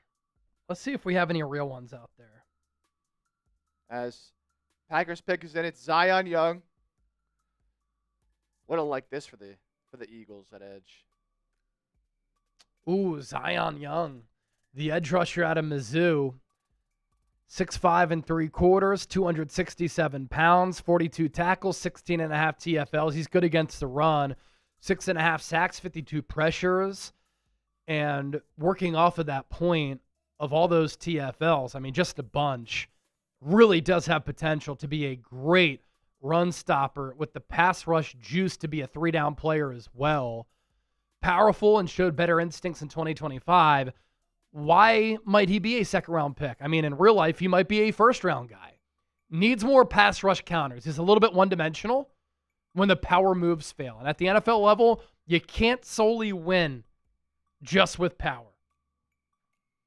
All right, we've got a little bit of a break for our company-wide mock drafts. Another reminder, during our live mock draft only, All merch in our store is 20% off. That includes an Eagles Now shirt, a Howie Season shirt. Get it now, chatsports.com/Eagles shop. Howie Season shirts available in black and Kelly green. Show shirts if you want to support the show and channel even further. And then for our 49ers audience, chatsports.com/49ers shop. You can save money and get some great gear. Red shirt available, Dub City. Black shirt available, Dub City. We've got Dub City hoodies too with that same logo, which is incredible. Chatsports.com/49ers shop. 20% off as we're live. F Seattle shirts are available. We're going to launch F the Rams shirts here soon. And then for our Eagles audience, we'll launch some new shirts on that side as well. Take advantage while you still can, as the Seahawks are back in the clock at 53, so we're going to take a look while they're selecting, because the Eagles are up next at the top available players. And Eagles fans, let us know who you would take here. Obviously, Seattle's going to take somebody, but these are the top guys left on the board. Cassius Howe, Ty Simpson, Chris Bell, Gabe Yakus, Jadarian Price, Caleb Banks could have been a first-rounder if not for the foot issues. Keontae Scott, Kieran Crawford, who I like, kind of overshadowed at times by Keldrick Falk, but good player. Ooh, Traden Stukes. I like his game too. Malachi Fields, Antonio Williams, denied Dennis Sutton, Keith Abney, Dominique Orange, Caleb Tiernan, Max Clare, Cassius Howe. This is a classic Seahawks pick. Mm-hmm. This is a great selection for Seattle. All right, so you know where you're going, or you want me to show anyone specific? Eagles fans, I'll cycle through these bets available while Chase is making his mind up with this pick here at 54. Who would you take? Crawford or Dennis Sutton? Zachariah Branch is still here. I mean, we look at receivers, right? Chris Bell, Malachi Fields, Antonio Williams, Deshaun Stribling, Elijah Surratt, Ted Hurst, Zachariah Branch, Brennan Thompson. Those are the top receivers out there. Some good-ass wide receivers, man. Some good edge rushers. And Dennis Sutton's out there. Honestly, kind of a run on edge here. Some decent options. Okay, so Eagles are on the clock.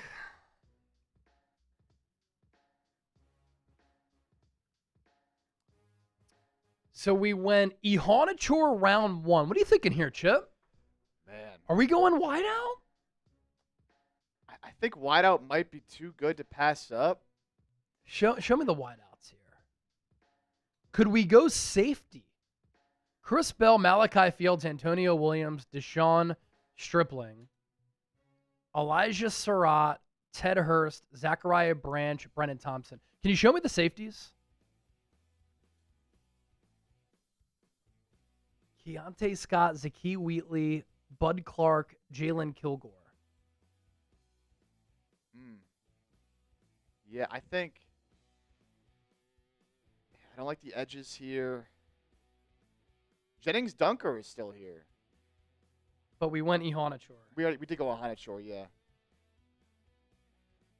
It's tight end an option. I think receiver might be the play. Here, let's go Keontae Scott. Oh, I like it. Keontae Scott. Safety, big need. Because we've got something in store coming up here soon for the Eagles. Yes, we do. All right. Pick is in. Keontae Scott, baby. Keontae Scott. He can start right away. I know that he's 25, 6-year senior. But the guy ran 4.28, 4.3 at his pro day. 64 tackles, 7 PBUs, 2 picks, 2 forced fumbles, 2 touchdowns last year for Miami.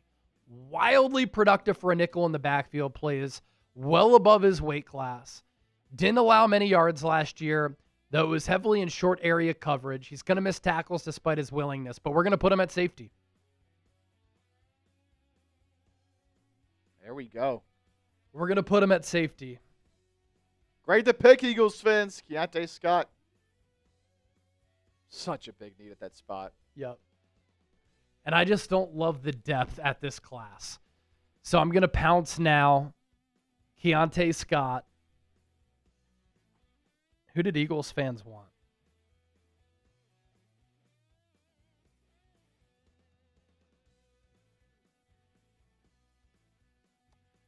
Corey May is playing safety. Yeah, I'll play safety.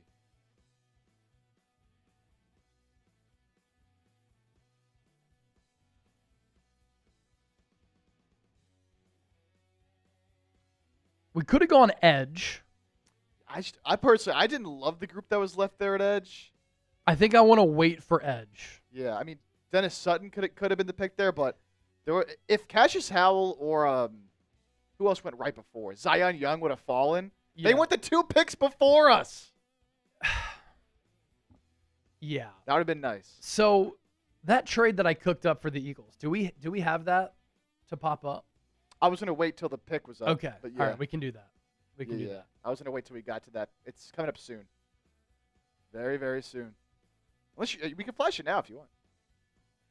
Here's my thought process. All right. So I'm making a trade.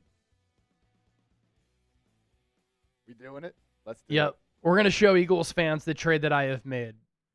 A.J. Brown wants out. He's told the Eagles behind the scenes that he wants out. Where there's smoke, there's fire. So I'm trading A.J. Brown to the Eagles for Devontae Adams and a 2026 second-round pick at 61 overall. At 61, we've got an opportunity here to go edge rusher. We've got an opportunity to go wide receiver, a developmental player at that position. What I'm thinking at 61 is deny Dennis Sutton. I'm thinking deny Dennis Sutton at 61. I made another trade, and we have a few more third-round picks to get to. Yeah, for the show Eagles. that one as well right now? Yeah, show the Eagles picks. Okay, so don't show this yet. Okay. So, look, Devontae Adams led the NFL in touchdowns last year, and he's going to help replace the production that the Eagles lose with AJ, and he's still an excellent player, very well respected in every locker room that he's been in. I know the Rams get a little bit better, but there's the degenerative knee issue, potentially. And we get Devontae Adams, who I think can be very productive in 2026. Key thing, this is the final year of his contract. So I think he helps you this year, but then you can move off of that contract. I know it's a pre-June 1 move, and the Eagles are going to have to eat more than $40 million in dead cap. That's $43 million. But they open up $130+ million in cash for the next 3 years.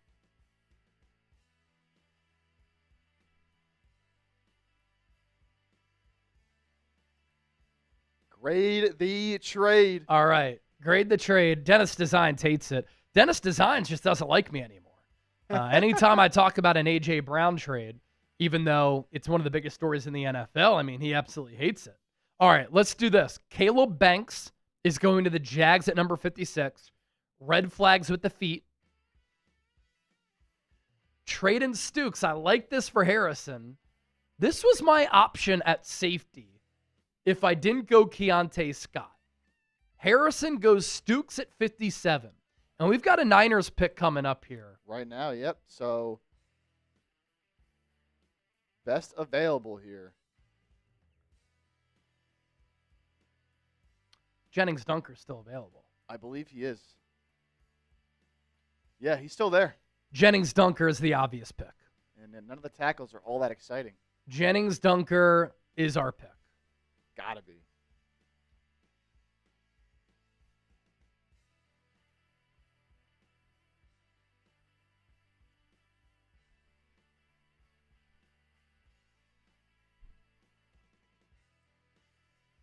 Yeah. We're going to go Jennings Dunker at 58. So Emmanuel McNeil Warren round 1, Jennings Dunker round 2 for the Niners.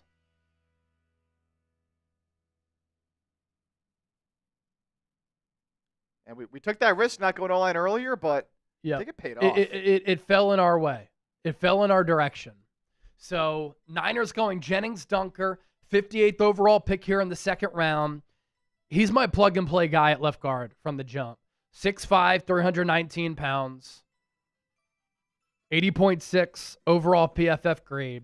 2 sacks, 10 pressures. Mauler upside at guard.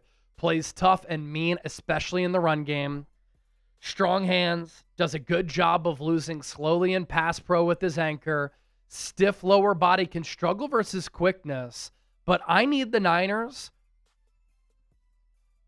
to get more physical along the line. They need a mauler along the offensive line. And Jennings Dunker helps do that. He also has tackle experience. So this is a guy who I think is athletic enough to play guard. Grade the pick. I think this is a great pick here. Fills a big need. We filled safety with a really talented player in Emmanuel McNeil-Warren, and now guard with Jennings Dunker. Eagles fans hate the A.J. Brown trade. You're acting like Devontae Adams isn't a future Hall of Fame wide receiver. He is. And A.J. Brown, as of right now, is not a Hall of Fame wide receiver. Rutledge has been picked already. Scuba Pat. Rutledge is gone. Yeah, Keelan Rutledge went early second round. Yeah, he went number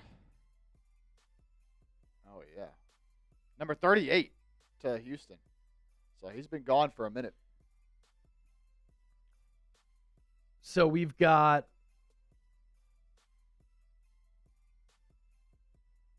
Atlanta on the clock via Houston, Chicago, Philadelphia, Denver, New England. Atlanta is going to go Lee Hunter here, defensive lineman out of Texas Tech. Okay. Good personality. He was fun to hear from at the NFL Combine. And so that puts the Bears on the clock. And then Eagles again right after that with that pick we just got in the Devontae Adams trade. Yep. Deny Dennis Sutton is going to be my guy if he's there. Because we can get a wide receiver in round 3. Don't say it too loudly. Harrison might hear you now. I know. That's why I said it a little bit lower. All right, Bears pick is in. It's an edge. But Yes! we're good. Yes! We're good. Yes! Deny Dennis Sutton is my guy. Just to show everybody a look. These are the best players available. Or that's who's been picked so far. Excuse me. That was our top 4. That was our top 4. This is the top players available. But, yeah, I mean, we're not going, I think, any of these routes here. And then there's an Dennis Sutton right there, one of the top guys available. So,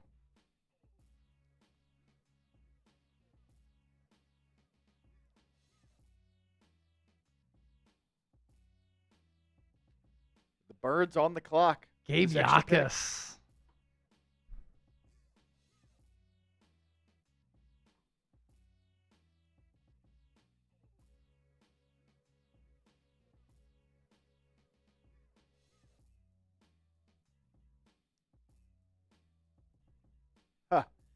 What's crazy, too, did you see what Joey just sent in?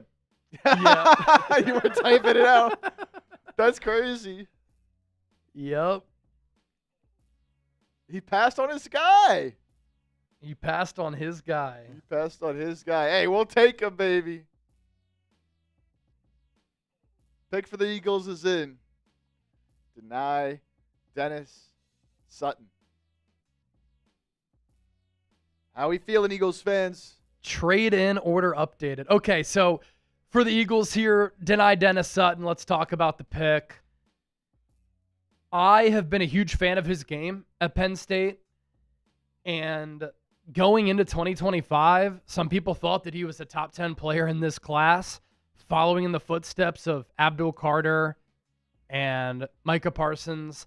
I think he has the ability to be the next great edge rusher. He has massive size. 6'5", 5 ace, 256 pounds, 42 tackles, 12 TFLs, 8.5 sacks, 50 pressures last year. Has a quality spin move with a bull rush where he does an awesome job, in my opinion, of converting speed to power. He flashes great athletic ability, very straight line off the edge, tends to run into players and lacks counters, but as an edge setter,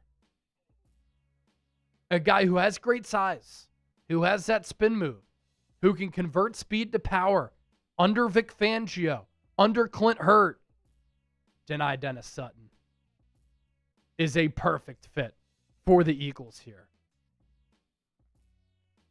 And we got a trade to announce here at number 62. The Broncos moving down, picking up an extra third. 88 and 100 they get for 62. Cullen moving up. Is this the first pick Cullen's making? No, he went Caleb Banks for the Jags. Oh yeah, at Is like it just happened a few picks at ago. 56. Yeah. So Cullen's trading up. Who does he want here, huh? Take away Mendoza.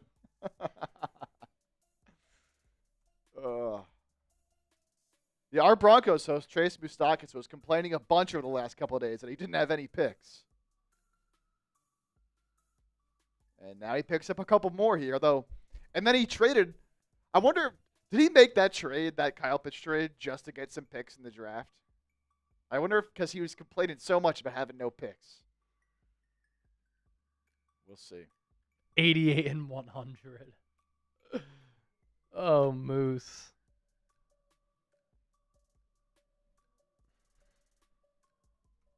So Moose moved down 26 spots and got the 100th overall pick. Who is our guy Cullen moving up for?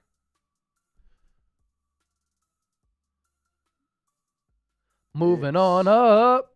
Going to be an edge rusher. K'Ron Crawford out of Auburn. SC Birds fan. Adams is on the decline. He just led the NFL in touchdowns last year.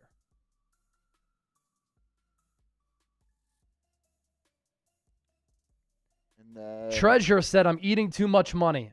We're opening up $130+ million in cash. And I get Devontae Adams on an expiring deal.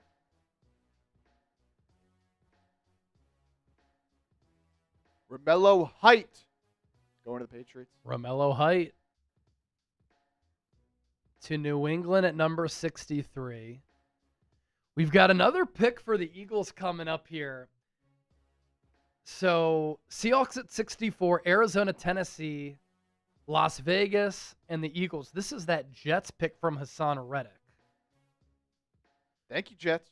So for the Eagles, Maxie Honachor, round 1. Keontae Scott, round 2. Deny Dennis Sutton, round 2.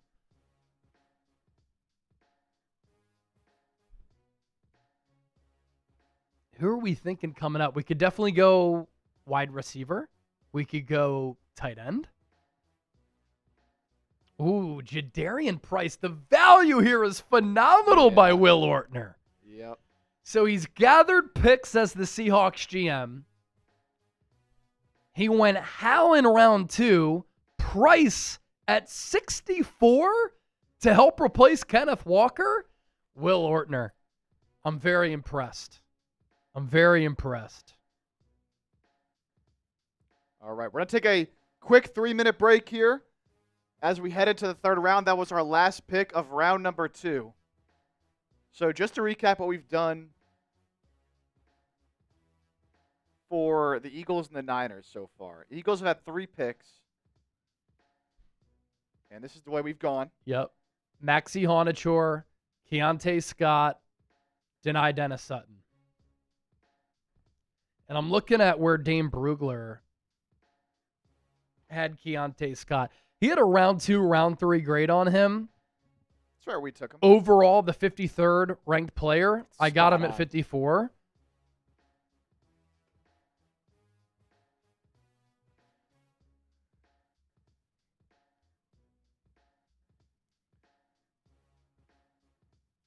He has had some injury issues, but he creates havoc with lightning fast play speed. More disruptive at the line than some linebackers. Above average spatial instincts. Knows when to roll the dice. Sticks hands and shoulder into blocks to set an edge or leverage run lanes. Helps replace Reed Blankenship. Makes himself small to avoid blocks without taking himself out of the play. Has a knack for timing blitzes and screams through gaps before blockers can react. Taps into another gear when closing from the backside. Finishes with snap as a tackler. Highly respected in the program. His energy could power the building, according to an NFL scout. Played on punt coverage all 4 years in FBS, so special teams ability from the jump. He's light and leanly built. Sometimes can have rigid movements. Working versus the pass. A little bit overaged. But Brugler on him, he offers a unique blend of quick processing, decisive speed that makes him a natural fit as an attacking nickel, although some schemes might view him as too specialized outside of sub packages. Along with on special teams, he can give an NFL defense meaningful snaps in the right situation. He's my safety alongside Andrew Makuba. For the Niners, Emmanuel McNeil-Warren, Jennings Dunker were my 2 picks. If they did this on draft night, I think that would be phenomenal. Yeah, I think it'd be a really good haul for San Francisco. The 2 biggest needs on the team right now are safety and offensive line, but I didn't reach. In fact, McNeil-Warren fell into our laps. And then Jennings Dunker at 58. Basantis wasn't there. The offensive tackle group, there was a run on tackles in the first and second rounds. It was too early for a guy like Markel Bell. So I like McNeil-Warren and Jennings Dunker.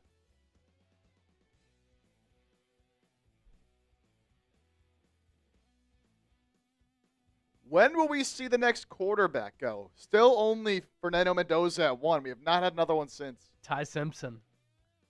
When is he going to go? So, did the Seahawks pick? They took Price. Sorry. Okay. And wow, I was going to say, speak of the devil. There we go. See, this is smart by Joey. He didn't reach on a quarterback, but there's been so much chatter that the Cardinals could take Ty Simpson. So round 3, 65, Ty Simpson. You get Mike LaFleur quarterback here. Solid processing, moves around the pocket well. He's really willing to let it fly. Sound mechanics, accurate when kept clean. Banking on his impressive play in the first 9 games of the season before battling injuries and then struggling toward the end of last year. Second quarterback off the board. Shout out JOD. Making some good picks. JOD is making some good picks. All right, Titans pick is in at 66. And I think this is great value for the Titans going Malachi Fields here in the 3rd round. I like Fields. Malachi Fields in the 3rd is good. I thought in the 2nd round he'd be a little bit too much of a reach, but you get Cam Ward, a good playmaker with good size, and you get him in round 3, that's good value. All right, Eagles are coming up. Raiders and Eagles. Raiders on the clock, Eagles after that. All right, so we've gone Ihonachor, Keontae Scott, and Deni Dennis Sutton. Show me tight ends. A lot of guys still there, I'm pretty sure.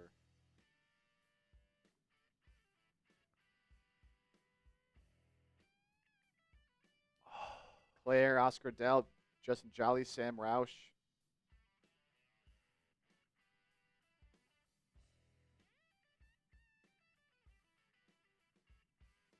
And let's announce to the people the trade that we made. You want to announce that one now? Yep. So we've got more stuff cooking for the Eagles here. The Chicago Bears and the Philadelphia Eagles have agreed to a trade.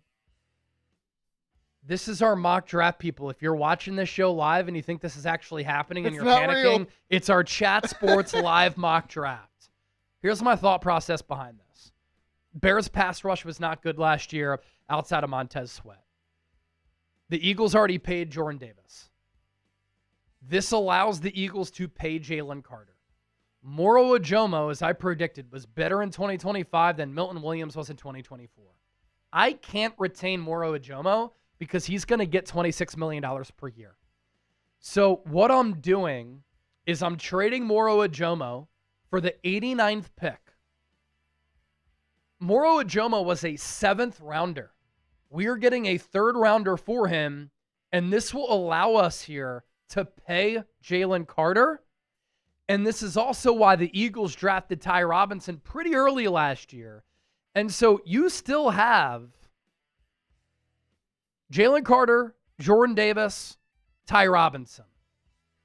It does shift our thinking a little bit for what we want to do at defensive tackle. And so let's look at defensive tackles here, Chip, because the Raiders have taken Zachariah Branch with the 67th pick. Top interior defensive lineman here. I don't love the value. I think the Eagles need to address tight end if we want to go there. I personally like Sam Roush the most. Yeah.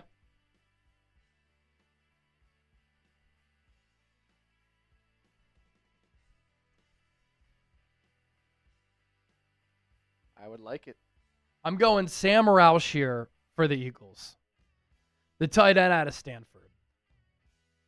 Some might look at it as a reach. I look at Sam Roush as a guy who has incredible upside to replace Dallas Goedert in the future.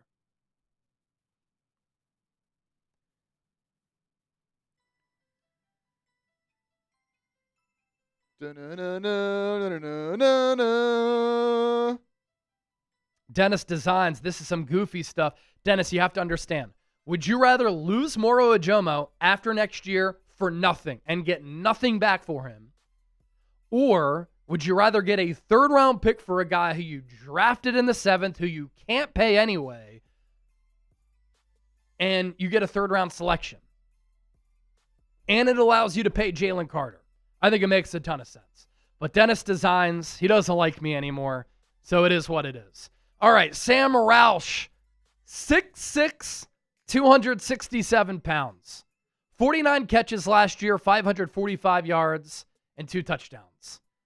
Ton of inline work that translates to the NFL level. He is a tough player who is asked and willing to do a lot as a blocker. He has tantalizing size and athletic ability. It didn't necessarily translate to a lot of production. He still had more than 500 yards. And Chip, can we look at some of his testing numbers? Yep. Because at nearly 6'7" and around 270 pounds, Sam Roush ran a 4.7 40-yard dash. His vertical was 38.5 inches. His broad jump, more than 10 feet. He had 25 reps at 225 on the bench. This guy is an athletic freak, and that is our Dallas Goedert replacement. Grade the pick. A, B, C, D, or F.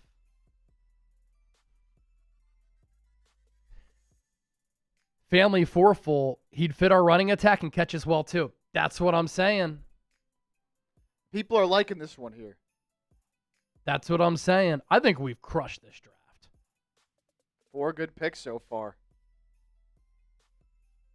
And still one more pick to come. Niners are out of picks. Yep. Niners don't have a 3rd. But still 2 more picks coming up for the Eagles. Round 3, number 89, and then number 98. And in hindsight, maybe I messed this up because the Niners have so many 4th-round picks. They have like 3 in the span of like 6 selections or something like that. I could have traded maybe 2 fourths for a 3rd. Takes 2 to tango. But they traded that 3rd for Osa Digizua. You're not getting a better player than Osa Digizua in this 3rd, I don't believe. Super chat coming in on Eagles. Only had 2 super chats today. I mean, people are saying that this is a reach for Roush. Dallas Goedert out of South Dakota State was a second rounder. Kevin Rogers, thank you for the $10 super chat. Elijah Surratt goes number 69 to the Texans. Chugs is a big Surratt guy. Big time. So he's been a definitely big pumped to Surratt get him. guy. And then Keith Abney. Keith Abney, cornerback out of Arizona State to the Browns. Eagles fans, let me know, should I have gone Traden Stukes over Keontae Scott? Is he available? I don't know Yeah, if Stukes was available. I'm almost certain, right? He was, right? He was. Yeah. But I've heard some chatter Stukes could profile more as a corner, as a slot corner. And these guys are flexible, but these guys are flexible, but still.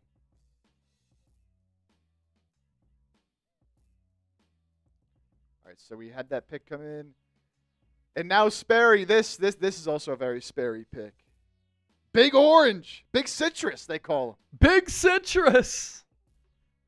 Dominique Orange. This is, you're so right. It's another Sperry pick. Yep. You know, reaches in some people's eyes are creative picks by Sperry, where, like, Sperry has his guys. He's got his guys. And there are, like, NFL draft gurus who love some of these players that Sperry has coveted here. So it's a little bit nerdy, but if you know Sperry, he knows ball and he's very nerdy with his ball knowledge. Don't forget, we'll be live for the 2026 NFL Draft right here on the channel. So don't forget to hit that subscribe button. Join us. Our coverage is going to be better than any coverage you'll see here on YouTube. Guaranteed. All right, Bengals pick is in at 72. And it's our first guy that we don't have oh, never mind. Just wasn't loaded. Ooh, this guy's getting some traction pre-draft. Who's making the picks for Cincy? Is it BB? Or is it Downey? I don't actually know. I'll ask Sam.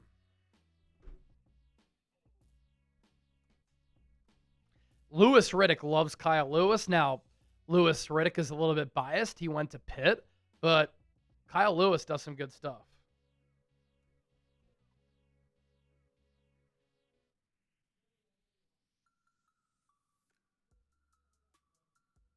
Oh, this is hilarious.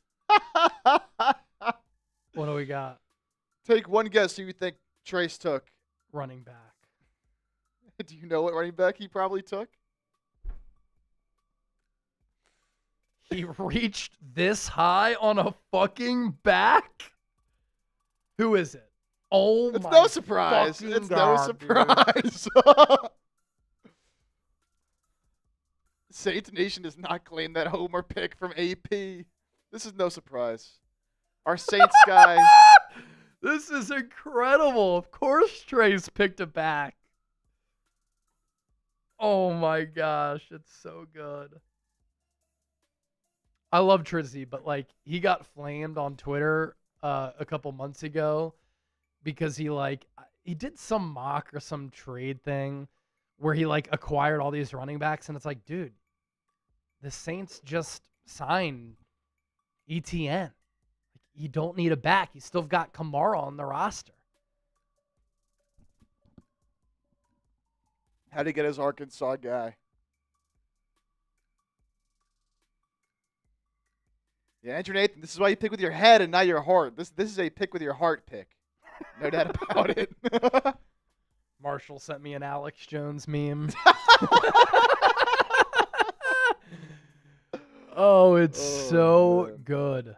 It's so good. So good.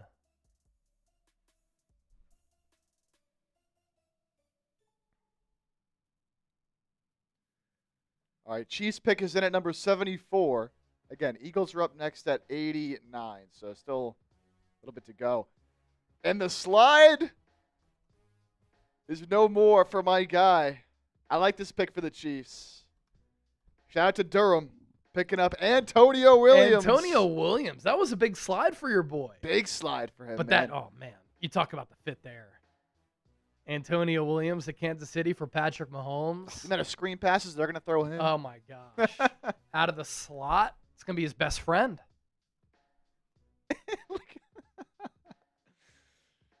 Saints running the wishbone next year.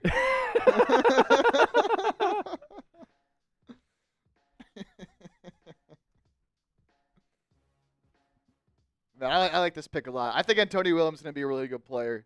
He's never going to be a number one, but I think he could be a really good starting caliber receiver. And, of course, this is where Rolly goes. He's been making these kind of picks all day. This would have been in consideration for the Eagles.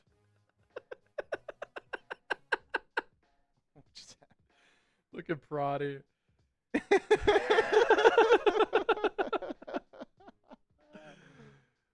Oh, man, it's so good. All right, Miami on the clock at 75. They go a guy we've talked about a good amount. Ted Hurst going to the Dolphins. So how about Rolly? Damn it. This is my guy for the Eagles. This was my guy for the Eagles. I was hoping that he'd fall to the Eagles, but Ted Hurst goes to Miami at number 75.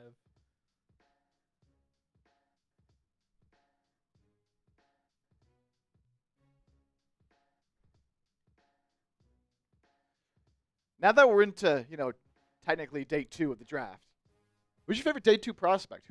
Where are the real draft heads out there? Favorite day 2 prospect? Oh, it's so good.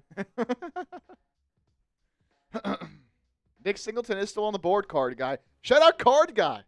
You were in the Sixers stream last night. Oh, nice. Big shout out to Card Guy. Card Guy. Thanks for supporting Chip. Chip was killing it. I was tapped in. Sent in a super chat once the Sixers close that dub out. Saints now is a company channel. Josiah Trotter, pair him up with his brother. They don't need another linebacker, but they'd lose Dean. Ted Hurst just went. Andrew Ted Hurst just went. Oh, he's saying favorite day 2. Oh, I forgot I asked favorite day 2 prospect. That's on me. I just asked that question. Duh, producer. Questions on the screen. I just put the question up. I'm like, he's already gone. No, yeah, Ted Hurst for sure. Josiah Trotter, I see what you're saying. Sean Kaiser.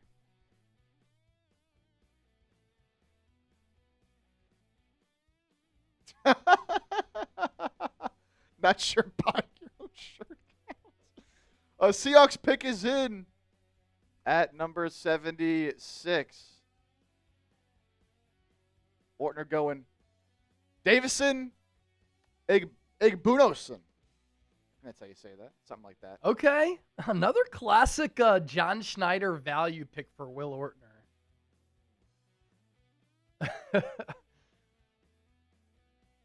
Igbenasson.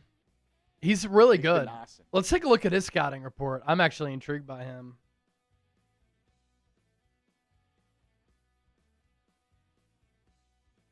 Go to Seattle. Impressive size, speed, combo, tons of starting experience. So, what the Seahawks have done here for Ortner, Jadarian Price to replace Kenneth Walker, Davison Igbenasson to replace Reek Woolen. Impressive size, speed combo with tons of starting experience. Fits best in press man coverage scheme. That's what the Seahawks like to do. Aggressive and handsy. Fits what the Seahawks like, but sometimes too much so. Dennis Designs, $20 super chat. I actually emailed Dennis and I said, subject line, love you, brother. Body, haha, love you, boss. I still like you, Chase. Hate Diana for putting this ish in your mind. I bet you can't go one day without BS speculations, though, and lies. Please prove everybody that AJ demanded a trade because you're the only one I've heard say it. Dennis, what will you give me if AJ Brown is traded? I want to know. What will you give me if AJ Brown is traded? Will you get on your knees and apologize and send a video so that I can play it on Eagles Now? Because I'll do the same for you if he suits up for the Eagles in 2026. I'll say, Dennis, you are my daddy, and I apologize. That's what I'll do if AJ is in an Eagles uniform in week 1. Getting on the knees is crazy. That's what I'll do for you, Dennis. Card guy said, great win for the Sixers. Hell yeah. Hell yeah. Seeing some Go Flyers in the chat as well. Shout out to Flyers. Yeah, shout out the Fly guys. It's great to have them relevant. Now the Phillies have to pick up the slack. But I do have a saying, I can't panic about a baseball team in April. But why the Phillies might be different is because it's a reoccurring theme with the team that goes back a couple of years. Not consistent enough at the plate. All right, couple picks coming in. Recap these last few. Max Clare going to the Bucks here. I like this one for Reed. So not a good first-round pick for Reed, but last couple I think have been good. He saw us reach for Sam Roush, and he said, I'm going to reach for Max Clare. Chandler Rivers. Cornerback. Added Duke to the Colts. Another tight end. Oscar Delp. So Moose traded away Kyle Pitts for that second-round pick. He used that pick to take Lee Hunter, the defensive lineman out of Texas Tech. And now he replaces Kyle Pitts here with Oscar Delp. I think I'd rather have Kyle Pitts. Okay, Dennis wants a Howie season shirt if A.J. Brown's an Eagle in week 1. I'll send you a Howie season shirt week 1. Or if AJ's on the roster week 1. Because, Dennis, I'm sending you an Eagles Now shirt, I think is what you wanted from free agency. And we'll get that sent out to you. I'll send you a Howie season shirt. I already have a Howie season shirt, so I don't need a Howie season shirt. How about it's just a one-sided bet? If AJ is on the Eagles in 2026, week 1, I will send you a Howie season shirt. That's fair. All right, so Oscar Delp. Oh, we've had a run on tight ends here. Yeah, Oscar Delp to the Falcons at 79. Jake Slaughter, that's your Tyler Linderbaum replacement. Love that. Love that.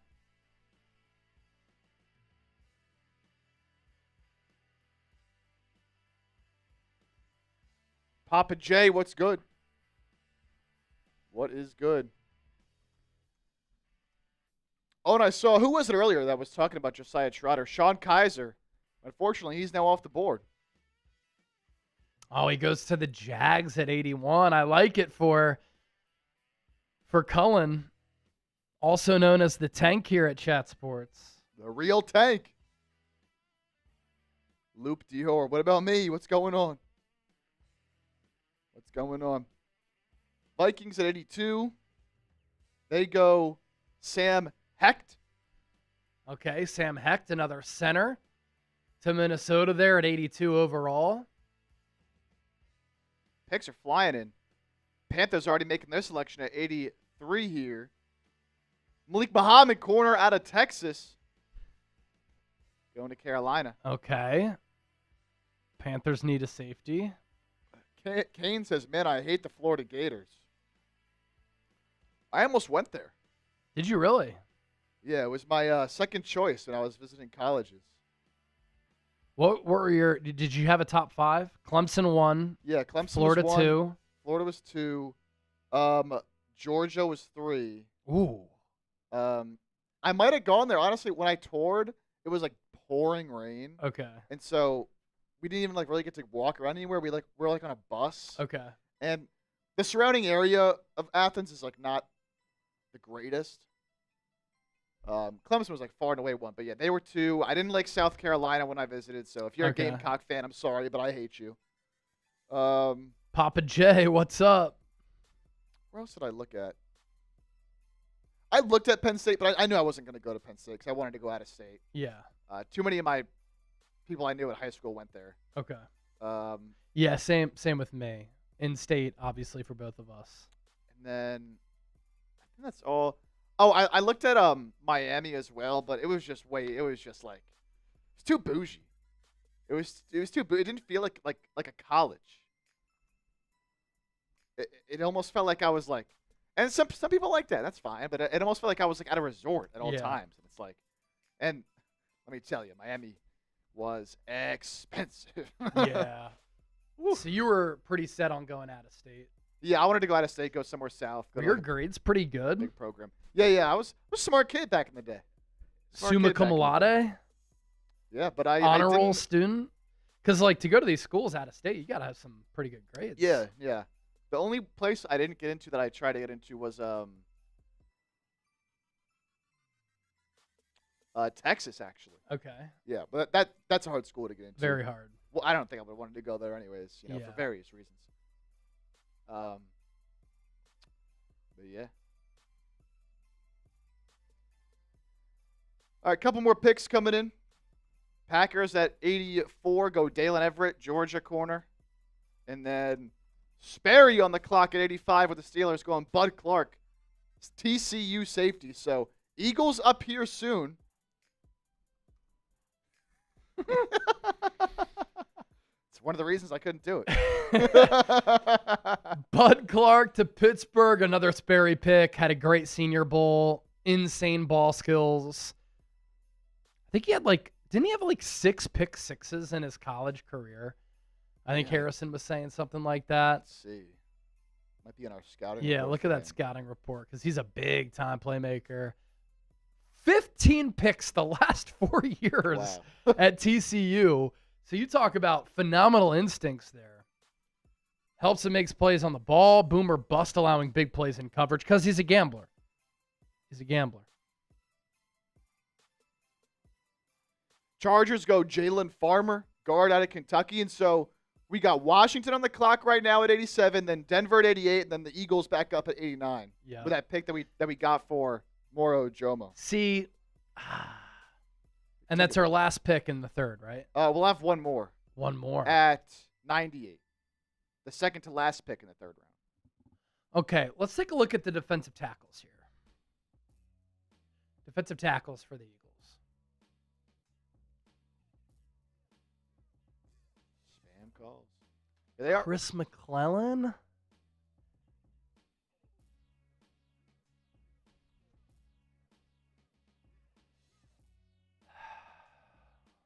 Chris McClellan's interesting.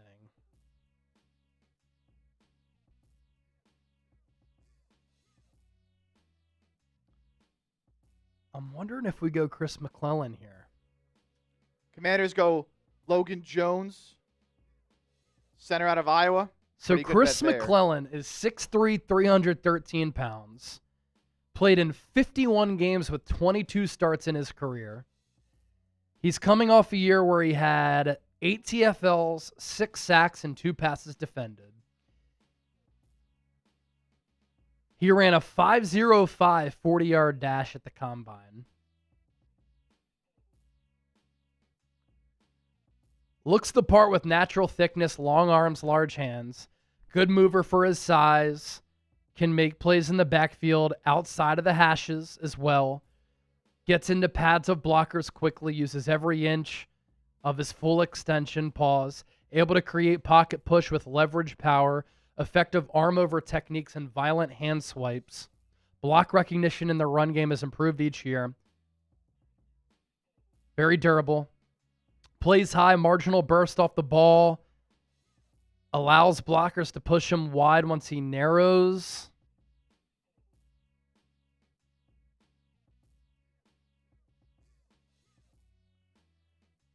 Not a consistent disruptor, but he checks boxes with his physical characteristics and developing recognition skills. Projects as a rotational lineman on the interior who can give teams quality snaps as a 0 or 1 technique. These are our best overall players still available. Some decent names out there still. As the Broncos pick is in, they go Jonah Coleman, Washington running back. So that officially puts the Birds on the clock. Oh, man. here at 89. Who should we go with the Eagles here? Man, so we've gone. I'm wondering if it's Chris McClellan, but I don't want to reach. We've gone offensive tackle, safety, edge, tight end. So, yeah, interior defensive line to replace Ajomo. Receiver still an option, but there's still a few good receivers left. I'm thinking that's a little bit later, though. Yeah. So, like, we already went tackle. Not going to do that again. Okay, I'm going Chris McClellan. Yeah, I think that makes the most sense. As we go, Garrett Nussmeier. And again, this is the pick we got for Moro Ajomo. This is not a pick that. Yep. So let's pop up that trade again. Because I'm thinking Jacoby Lane at a USC if he's still on the board there for the Eagles at the end of the third. Here is that pick. Chris McClellan. The Birds. Almost 6'4", 313 pounds, and so we traded away Moro Ajomo. We get Chris McClellan. Size, length to fit into several spots on the defensive line. He can find rotational reps early in his career. That's what the Eagles need.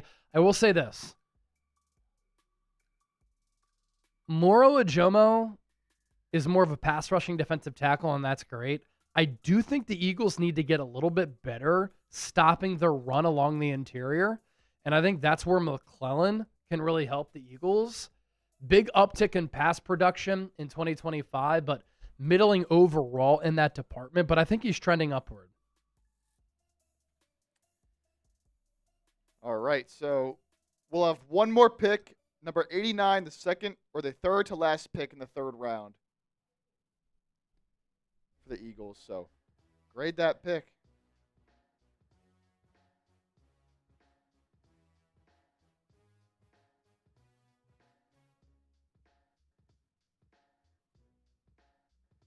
So I'm looking at Brugler's list of defensive tackles. He had Chris McClellan after Tyler Onyedim, and I think he's still available out of Texas A&M. But again, this wasn't the best defensive tackle class. I mean, if we were doing a full 7-rounder, Caleb Proctor is a guy who I'd have my eyes on in the 5th. I also really like Zane Durant, and I think Zane Durant can be a really good player, but he's more of a late rounder. But I'm trying to fulfill all my needs in 3 rounds here. And so Chris McClellan is a player who I have a 3rd round grade on, 4th round grade on.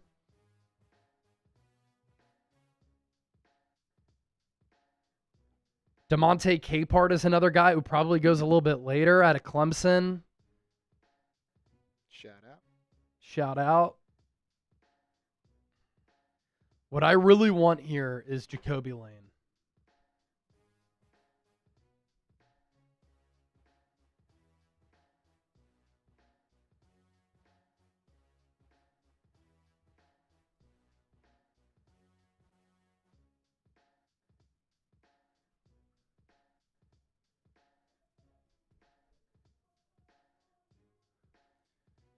Caleb Tiernan, tackle out of Northwestern, going here to the Dolphins. I think a pretty good value pick here from Miami.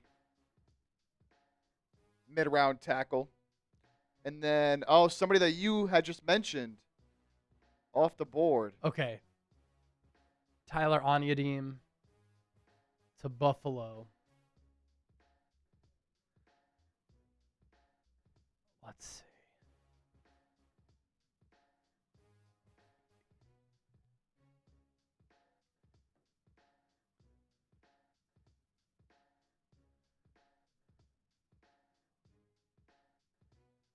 Couple picks still flying in here now. Cowboys at 92.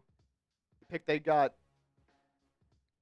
from the trade with San Francisco. They go Zakee Wheatley, the safety out of Penn State. Okay. And then the Rams at 94 go Dejon Stribling at 93. I like him a lot. I like him a lot. That could have been another option for the Eagles. He can really scoot, big play threat, good size, 4.3 speed.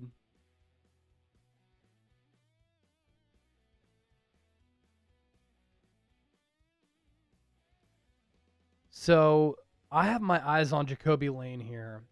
Tall, long athlete, room to get stronger. Catching range is great. 9 of 18 career touchdowns came in the red zone. Enormous hands. Quickly adjusts to the ball. Glides as an athlete. Ran a 4.47 40 in the pre-draft. Has some blocking chops. Well liked in the locker room. He's a little bit slender. At times has underwhelming play strength. Physical corners could reroute him. But he's a light linear athlete with an outstanding catch radius. Needs to get a little bit stronger. The separation is just okay. Doesn't have a special teams role. But I really want to go wide receiver. Who do we have on the wide receiver board here? We got these names here. Okay. Brennan Thompson out of Mississippi State. He can fly. I think he might have ran 4.26 40. Yeah, he ran crazy fast. All right. Let's think about Brennan Thompson here. 57 catches, more than 1,000 yards. 6 touchdowns, 5 drops. Well, don't think about Jacoby Lane anymore because he's been taken by New England. Okay, that changes things. So Jacoby Lane to New England at 95. So let's focus in on Brennan Thompson here.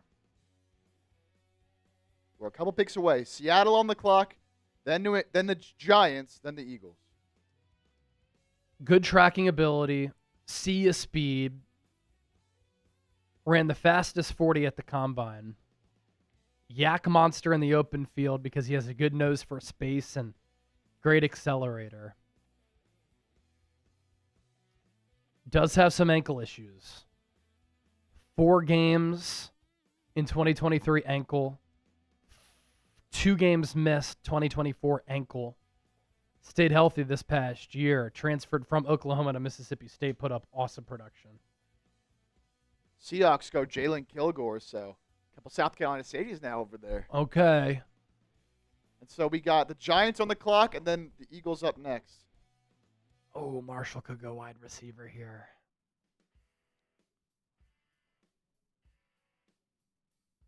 What have they done so He could far? go wide receiver here. They've taken... Marshall has gone Jeremiah Love, Vega Ioane, Peter Woods. Yeah, he could. Oh, he could. He's in the studio behind me. Let's listen in. Draft intel.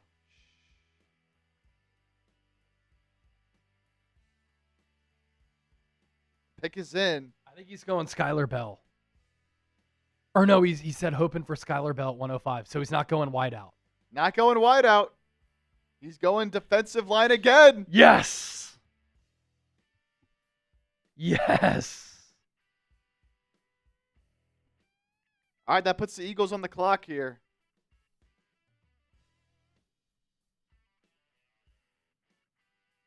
At number 98, Eagles fans, who would you go with here? This is a compensatory pick. Top overall, best players available. I'm putting up on screen right now.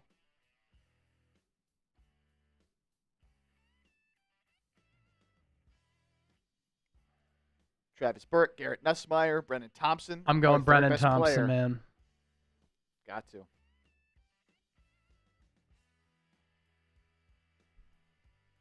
I could have annoyed Marsh, and I could have gone Skylar Bell because he wanted Skylar Bell. Just because you heard him. I think at 108. But we're going Brennan Thompson.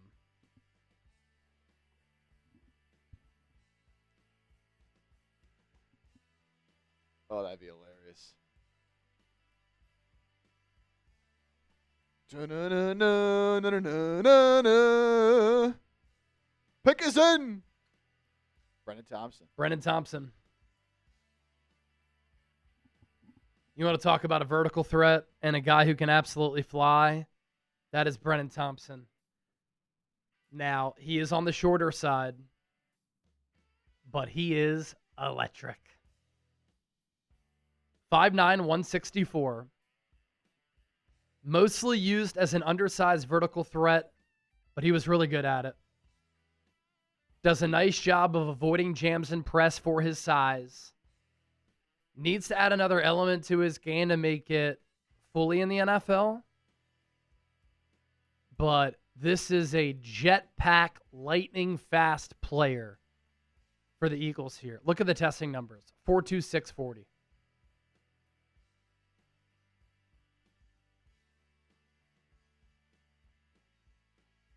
And it's another weapon for this Eagles offense and Sean Mannion.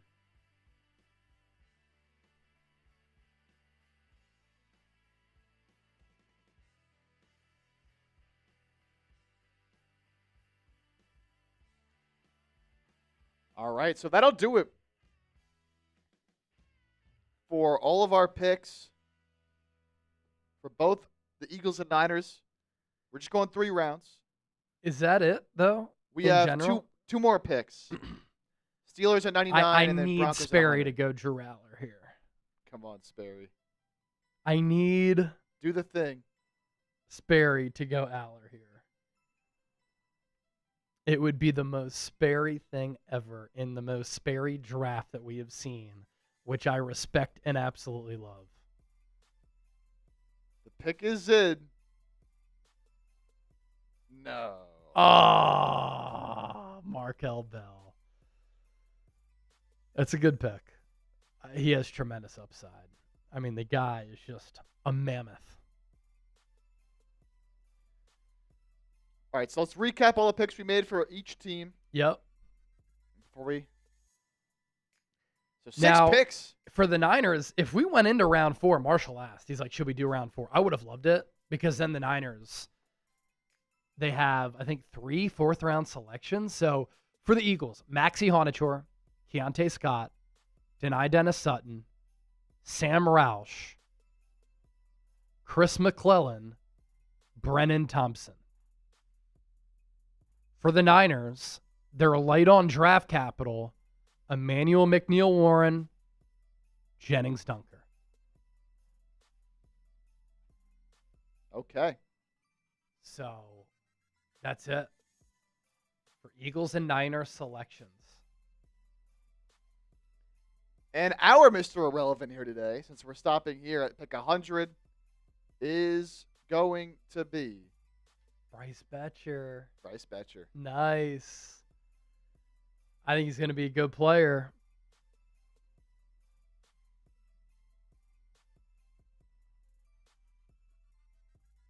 So our 3-round mock has come to a close. All right, 3-round mock in the books. That was really fun, man. We're going to make this an annual tradition here at Chat Sports. I had an absolute blast. I think we can do a better job of marketing it and letting people know that we're doing this instead of just not telling anybody until today that we're doing this. A lot of you probably saw the push notification and you were like, oh, the channel's live. Let's go. But that was awesome. That was really fun. That was good stuff. Shout out to Sam, Brett, our behind-the-scenes team, getting all the data together, scouting reports, graphics, good trades today. Clearly, our company knows ball. You kidding me? Shout out to Chip for producing the show. And shout out to all of you for being here. 20% off on merch will extend to 6 p.m. Eastern, by the way. So you have another 25 minutes there. 25 minutes there. A little special for the people. Yeah, what I'm going to do, me and Chip, we're going to make our selections into a video here. And those videos will be up on Eagles Now, up on the 49ers Report. So be sure to check those out. And with that, we're signing off. Thanks to everybody for being here. Hope you enjoyed the show. We'll be live for the NFL draft next week. It's a week away. Round 1, Thursday night. Rounds 2 and 3 on Friday night. Rounds 4 through 7 early on Saturday. It's going to be a marathon. We're going to crush it, and we'll catch you then. See ya.